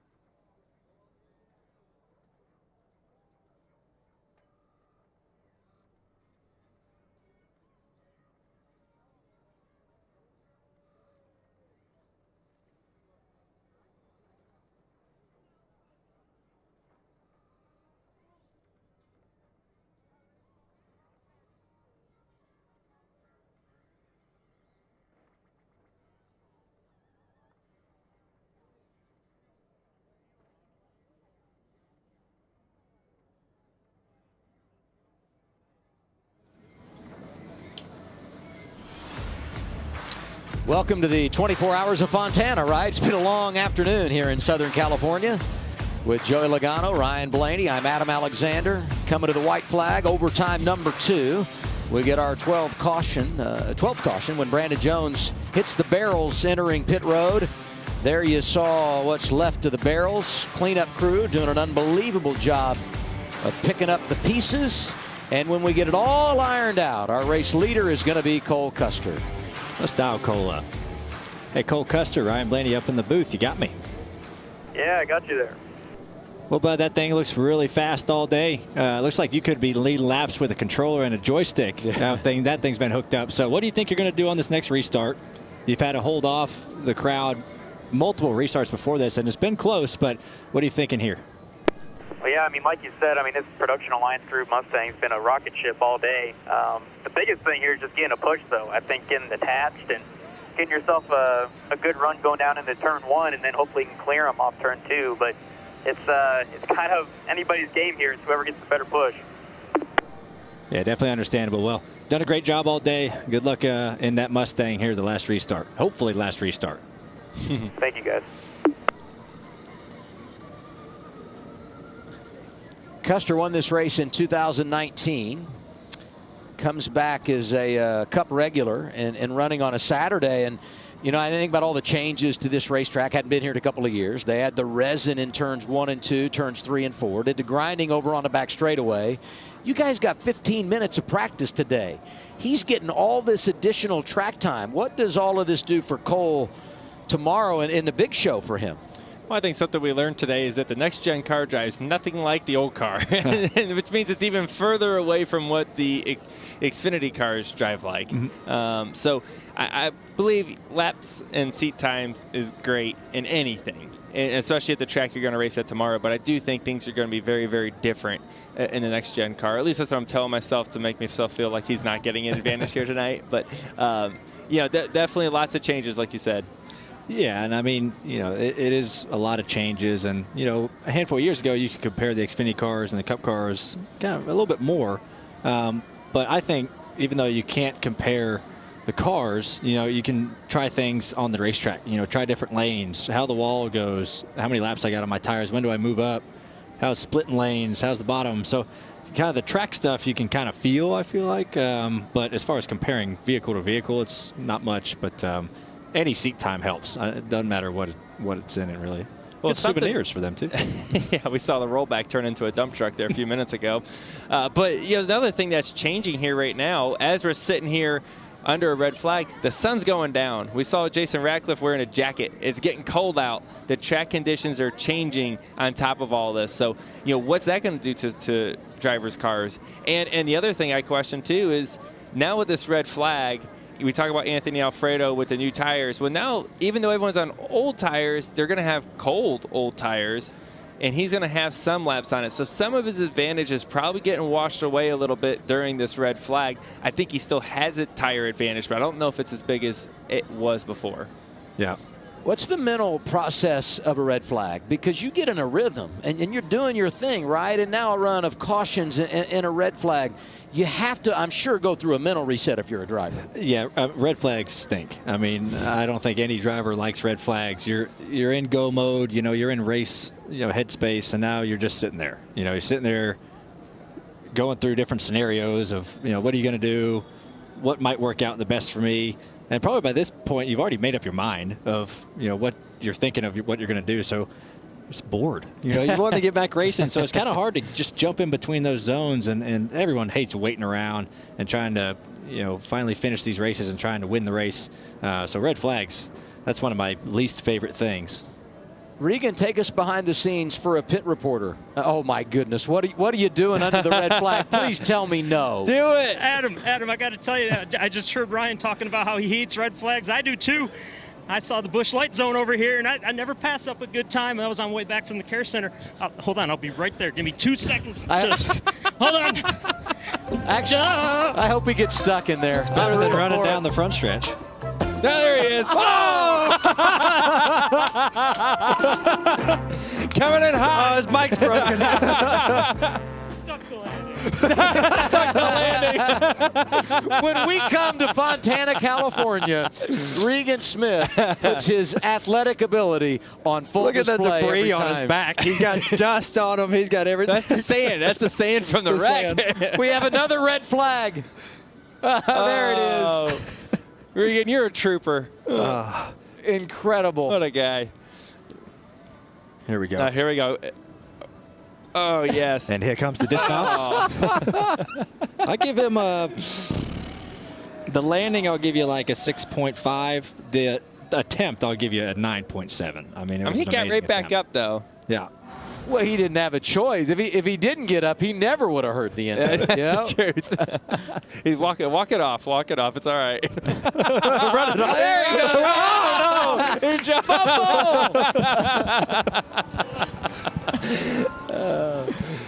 Red flags aren't that bad if you're in the booth, I guess. You can find stuff to do. Ironically, the best athlete at Fox NASCAR, Jamie Little. And she's letting Regan steal the spotlight. I mean. Oh, man. Jamie, what have you been doing under the red flag? Well, you know, a lot of people don't realize that when you have the Victory Lane interview, you go and you wait in a truck to drive out and do the burnout interview. So I was sitting there for about 30 minutes and then decided to come join the party and do some interviews down here on pit road. But not a lot of action. Teams are just trying to stay warm and get with it. But I'm jealous.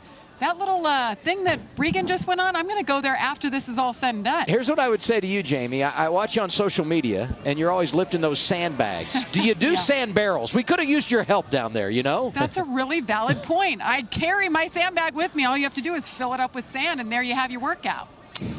Pretty smart. What a day. That's a girl that travels a lot. Yes, and yes, knows you got to amen. take your gym with you. The Regan Olympics continue when we come back. College basketball right now on FS2. It's Creighton and Providence. We'll get you there when we're done in Fontana.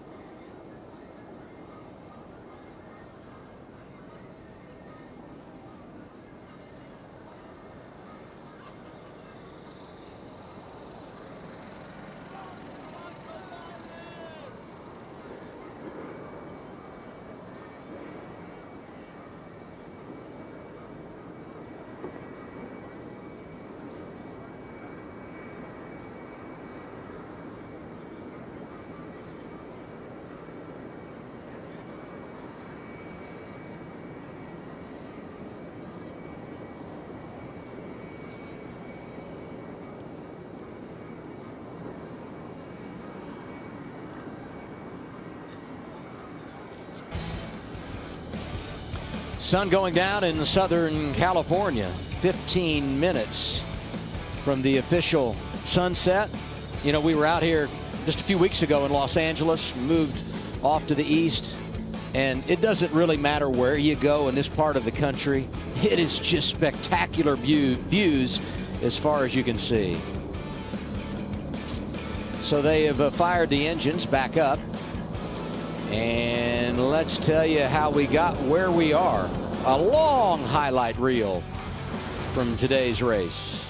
Yeah, we've had a really great race today. Started off with Austin Hill, unfortunately getting turned by Josh Berry. An accidental thing, I know, on the straightaway, but that really hurt Austin's day from the very beginning. Landon Castle, first caution of the day. Car caught on fire, pulled it down on the apron. He was out and an okay. Here you got a aggressive side draft, doinked into the door and down through the grass. Ty Gibbs went for a ride, and Daniel Hemrick was making the donuts.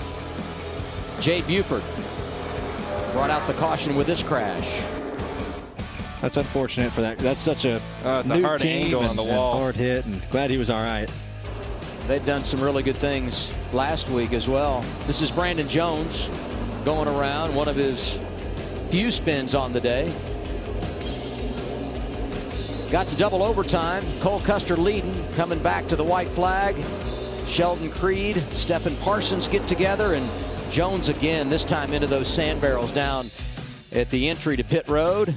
And that's what put us under the red flag that has now been lifted, and we get all lined up for another overtime restart. Little nighttime You finish. see it's getting dark. It cranked the lights on. I think it's been a while since it's been a night race here at Auto Club Speedway. But they're on. The lights still work here. I haven't seen it in, I don't know, it's been 6, 7, 8 years. Yeah, I don't think I ever came here with. And I remember raced at watching night. a night race on TV, some of them truck and Xfinity races, but I've never been here for it. Red flag was 23 minutes. 19 lead changes today among 8 different drivers, and Cole Custer, who's out front now, has led the most laps. He'll lead over 75 in this race before it's all said and done. The question becomes, has he got what it takes in this third overtime to finish the deal and lead the most important lap? Yeah, we heard what Trevor Bain said about the fluid on the racetrack down in 1 and 2. We just saw right there from some of the footage that it's all the way around the racetrack, even on the apron down in 3 and 4. But you know, from where we're sitting, we can see turns 1 and 2 pretty well, and it's in the racing line if you choose the bottom. So you know, I think that'll be an interesting thing to see how that plays out. Hopefully, it's going to be a dust storm for sure. How distracting is that as a driver? I mean, you know, tight quarters, restart, so much to think about and manage. Lights are on really for the first time today as the sun goes down. And in addition to all that, you got to manage this dust and debris. Yeah, it's a lot going on. You know, but at the end of the day, it is what it is, and you have to overcome it, and you have to adapt to whatever's going on, whether that's the lights coming on, you know, the speedy dry down in 1 and 2. You just have to deal with all of it and figure out the best way to kind of get around it. And another thing that Joey touched on before the red flag was a lot of guys are, I think, close on gas. If we keep running laps, I know we've had some caution laps for guys to save some fuel, but if we keep going, it could get tight for some guys, I think. Well, a lot of times at the end of a race like this, teams may short fill a car, meaning they don't fill the car full of gas to try to make the car run lighter, right? You're just toting around less weight, maybe trying to adjust the balance of your car, and that's all well and good until you're on your overtime attempt number 3 and you may be out of gas. I'm not sure anybody tried that, but it could have happened. Based on when they pitted and the fuel window, they're fine by the numbers. But as you pointed out, we don't know if they filled it up, and with that, it creates some question marks. Jamie? I checked with Trevor Bain's team, who's restarting second here. They said they're good to go on fuel. Also, listening to his radio, Trevor just said it's going to be super slick out here with all this speedy, dry, and sand on the track. Joey, Ryan, what is that like after you've been sitting in the car? Now your tires are cold, and it's going to pick up a lot of sand. Well, you know what, Jamie? It's the same for everybody. And I'd rather be in the front of it than be in like mid-pack when you can't see. It's going to get very, very dusty. There's so much speedy dry around this racetrack. It's going to get very dusty. these drivers' windshields are already pitted up. You know, this racetrack throws up a lot of rocks, and your windshield gets pitted a lot. And, it's been a while since they had a tear off. The sun's going down. It's going to be in their eyes down the backstretch, if it's not all the way down by now. And so vision will be a challenge for sure. And then when you throw the Speedy Dry on top of that, it sticks onto whatever fluid is already on your windshield. It just sticks to it. So, yeah. You won't see it coming. I've always felt like the early portion of the season is a grind. Daytona's so big, then the West Coast swing. And for many teams and drivers, and really almost everyone in the NASCAR community, it's get through the grind. Anthony Alfredo looking for a second consecutive top 10 finish to start the year, maybe even much more given his situation. Behind him, Noah Gragson looking for back-to-back top 5s. The same for his teammate, Justin Allgaier. You go back toward the back portion of the top 10. You got Ryan Sieg top 10 at Daytona. Brandon Brown top 10 a week ago. Riley Herbst looking to get 2 good runs in a row to begin 2022. That is huge for all these race teams because there are so many unknowns when you bounce around to begin a new year. There's unknowns all over the place in the beginning of the season, like you said, but also when you have this track and like we said, the refires, everything, there is a lot of unknowns, and drivers just figure it out as they go. That's just what you have to do, especially the ones that never even been here. They don't even know any different. That's right. There's one thing I actually just noticed I wanted to point out to our A.J. Allmendinger fans. He is on the lead lap in 14th. How about that? So they've made a good recovery on their day. And I don't know where they are. It's hard to know for sure where they are in regard to tires, but they pitted 16 laps after most of these other guys did. So likely, not the advantage that Anthony Alfredo has because of some of the problems they've had and unscheduled pit stops and all that. But, they put some scuffs on, and you never know. And at the rate we're going, we'll get 3 or 4 more cautions, and he might be in the top 5, That's right. Maybe. Well, you talk about an adventure. Starting on the pole to where he is and everything that happened in between, something else. Yeah, if he comes out of this day with a top 10, I think he'd be pretty happy, all things considered. Might be still mad about a lot of things, but all things considered, that'd be a pretty decent finish.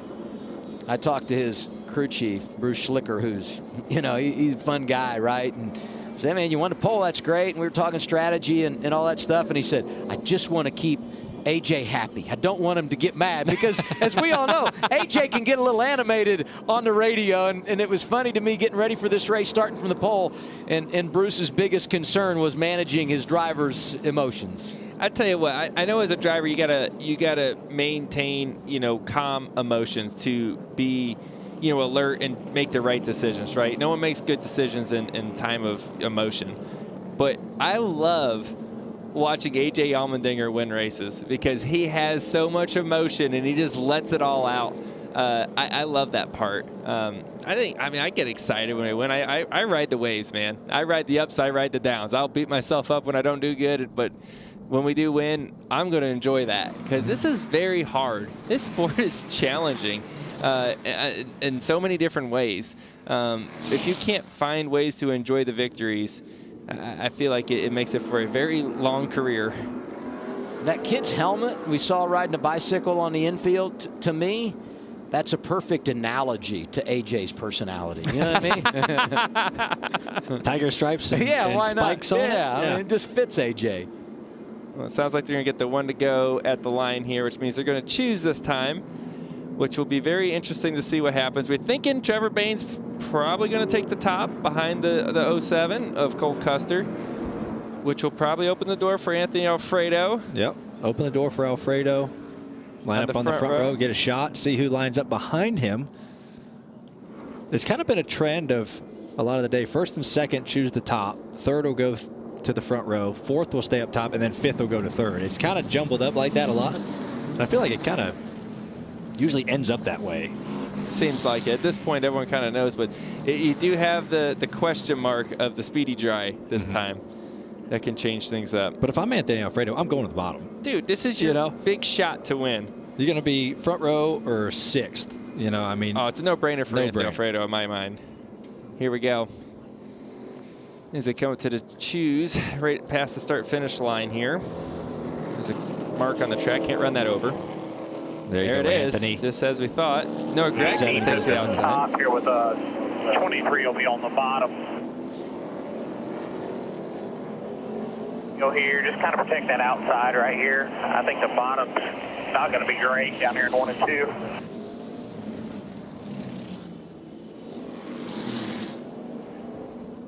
You know, Cole brought it up when we talked to him, and we've talked about it a little bit during the day, is it's a lot about the push. You know, the front stretch is so long. It's all about the push coming from behind you. Of if you do have an advantage, you can get the best start of your life and kind of pull them a car length. But if the bottom lane is pushing or the top lane is pushing, they can catch you by the time you get to one. So it's a lot about the helper that you have behind you, and if they get a good start too. It's a long ways from the restart zone to turn 1 when you lift. And a lot of things happen in between all that time for sure. It's a big track. Cole Custer, hometown 1 hour south of Fontana, California, would love to win a home game for the 2nd time in his career, carry a little momentum to tomorrow's race. Trevor Bayne restarting behind him. Great job today. Hadn't been in an Xfinity car since 2016. He would love to come back and win for the 3rd time in his career. On the front row in the 23, Anthony Alfredo looking for his 1st career win for the underdog team of Our Motorsports. And behind him, the old veteran, Justin Allgaier, the all-time wins leader at Junior Motorsports. It's overtime number 3 in Fontana, California.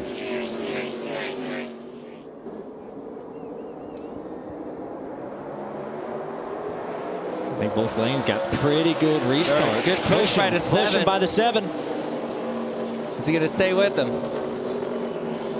Staying with him. He's got a great push. He's got position. He's underneath that speedy dry. Looks like the 07's going to get a good run off top here, though. Custer's been incredible. He's got to get up. Oh, look at split down the center. It happened again. Gregson gets by in that outside lane. Does he have anything for Cole Custer? And remember, once we get the white flag, the next flag would end the race, whether it be the caution or they get back to the checkers.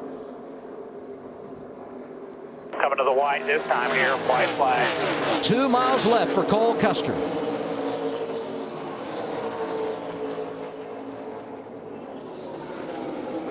Coles has such a superior car today, and he's done a great job. He's very patient early in the race, put himself in position, and then executed these late race restarts, which can be very challenging. A.J. Allmendinger trying to get back to the top 5. Dominating performance for the 07 today. Yeah, great job by Cole Custer. That whole group really giving him a super fast car and was able to get that Ford Mustang in victory lane. So great job by them. California kid Cole Custer wins in Fontana. Great job, JT, Andy, everybody involved in 3 rockets in the car. Congratulations to Cole, but congratulations to Bobby Dotter and everyone at SS Greenlight Racing. You never know when you get in this business what the end might look like, but you just go to work, and they work hard every day. And today, they see the fruits of their labor as their car has won in the NASCAR Xfinity Series. And it always feels better when you have your sponsor Production Alliance group on the car, and they sponsored the race today. It always feels good when you win the race, and that is sponsored. For me tomorrow, Auto Club Speedway, Auto Club Mustang. I got that as well. So next 2 weeks with the Pennzoil 400 as well. This relationship formed when Cole won here a few years ago. It met in victory lane. Yeah, it's great to see it come full circle. Look at him now. We got a little smoke show here. Oh. Now remember, Cole, remember, we got to take this car to Las Vegas, and you're not driving it. Save it for Joe Graff Jr., who is, okay? They might have reminded him. Maybe not. There we go. He's got it going now. He's got it going now. He's going for the length of the front stretch. Pretty solid. Good burnout. Joey, you're a good burnout guy. I always come up. You always come up with something unique. A good burnout is only good if you go till something breaks. That clash tires or engine, baby. Now he's coming back. He made a circle, made a loop.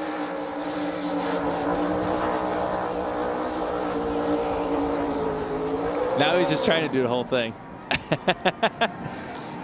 Those Goodyears don't pop, do they? It's still going. He had plenty of tire left.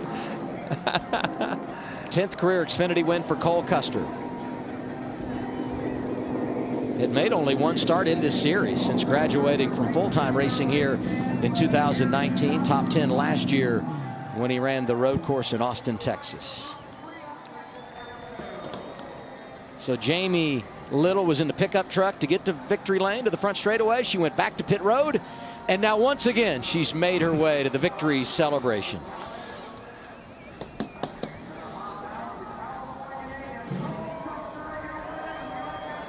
And the team coming over to celebrate, give the high fives.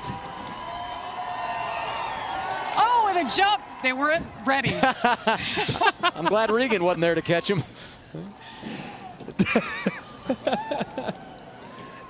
That was a close one. That was about as close as it came. They almost missed you, and you almost fell down, Cole. What a day. Cole Custer had to hold him off time and time again. Multiple opportunities for somebody to get you there. Your car was so strong. How were you able to do it once again here in California? Man, it was just an awesome car. I mean, that thing was just a rocket ship all day. I can't thank Bobby Daughter enough. I mean, everybody who was involved on this car, it was just unreal how fast we were. So, Production Alliance Group, this is awesome. It's his race. It's the Production Alliance Group 300, and we got him in victory lane. So can't thank Del Solon enough. It's awesome to win at home, so can't wait for tomorrow. Home track. Cole Custer wins it in California. Yeah, I don't care if you drive on Sundays for a living or not. When you're in the situation he was put in, there's some pressure. Cole delivers today. Second place, Noah Gregson. Regan. Well, Noah Gregson, second place, strong all day long. Noah had the lead at one point, controlled the race, slid through the pit box just a little bit. Then it looked like maybe the handle went away a little. Yeah, we had the lead there, and then came down pit road, slid through the pit box, and then had a really good restart from, I think, 11th, and got back up to the lead and like a lap or two. So, yeah, I felt like the Bass Pro Shop Camaro was really close all day. Just struggled with the cloud cover and the temperature change and being too loose or too tight. But hats off to all the guys on the 07 car and Cole Custer. He was really fast today. So, you know, we finished third last weekend, finished second here this weekend. Hopefully got some good points. And, you know, this is not one of my good tracks. So, you know, I'll take a second place finish thanks to Luke Lambert and the rest of this Bass Pro Shop team. It just came up short today, but hey, top threes to start the two races of the season off, I'll take it. Thanks, Noah. He stole my line. Third at Daytona, second today. He's got to win the home race next weekend, right? Of course he is, from Las Vegas. Hometown kid won today. It's Cole Custer in Fontana, California.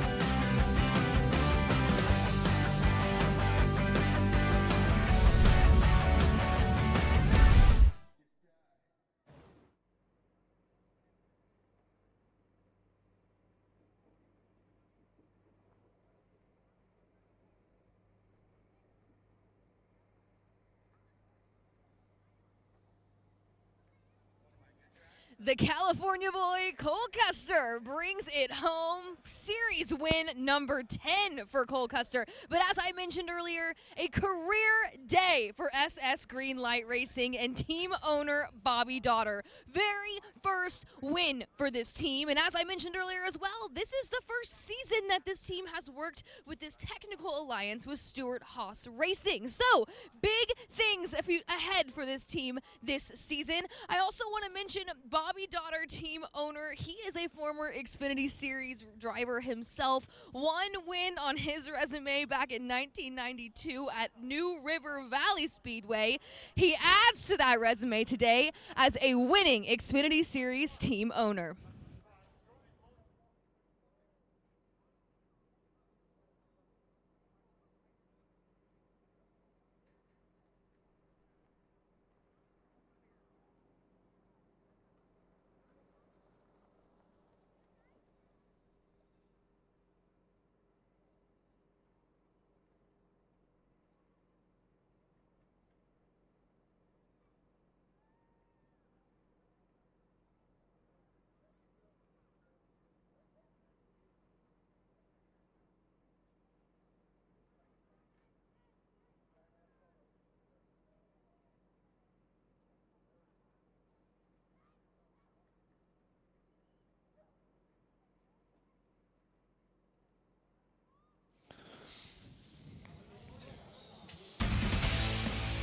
It's all over in Fontana, California for the NASCAR Xfinity Series.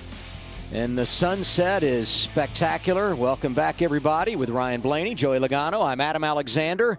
It was worth the wait. In a third overtime, it's Cole Custer who finally finishes this thing off. It is great for them. He said it too.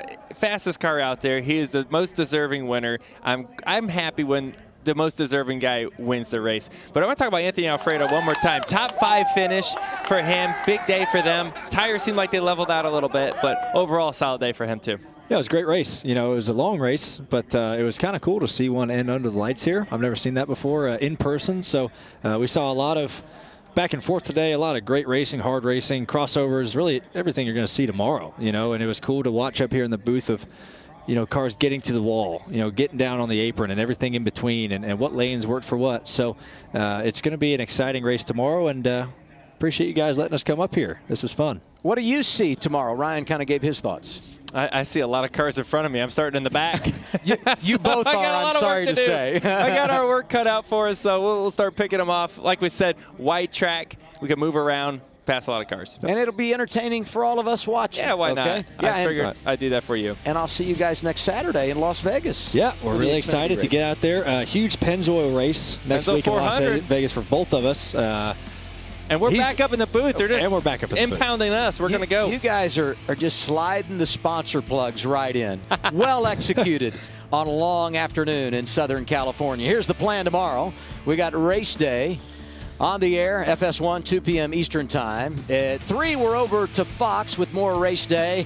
And then at 3:30, we are going green from Fontana. Special thanks to everybody who watched today. Outstanding job by our crew. Congratulations to Cole Custer. So long from Southern California. Let's get you to college basketball.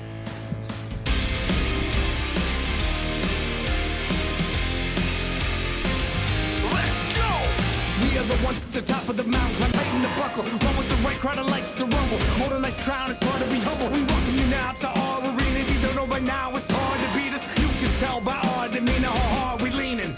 Leave a lasting impression on who is the best, and there won't be a question. You will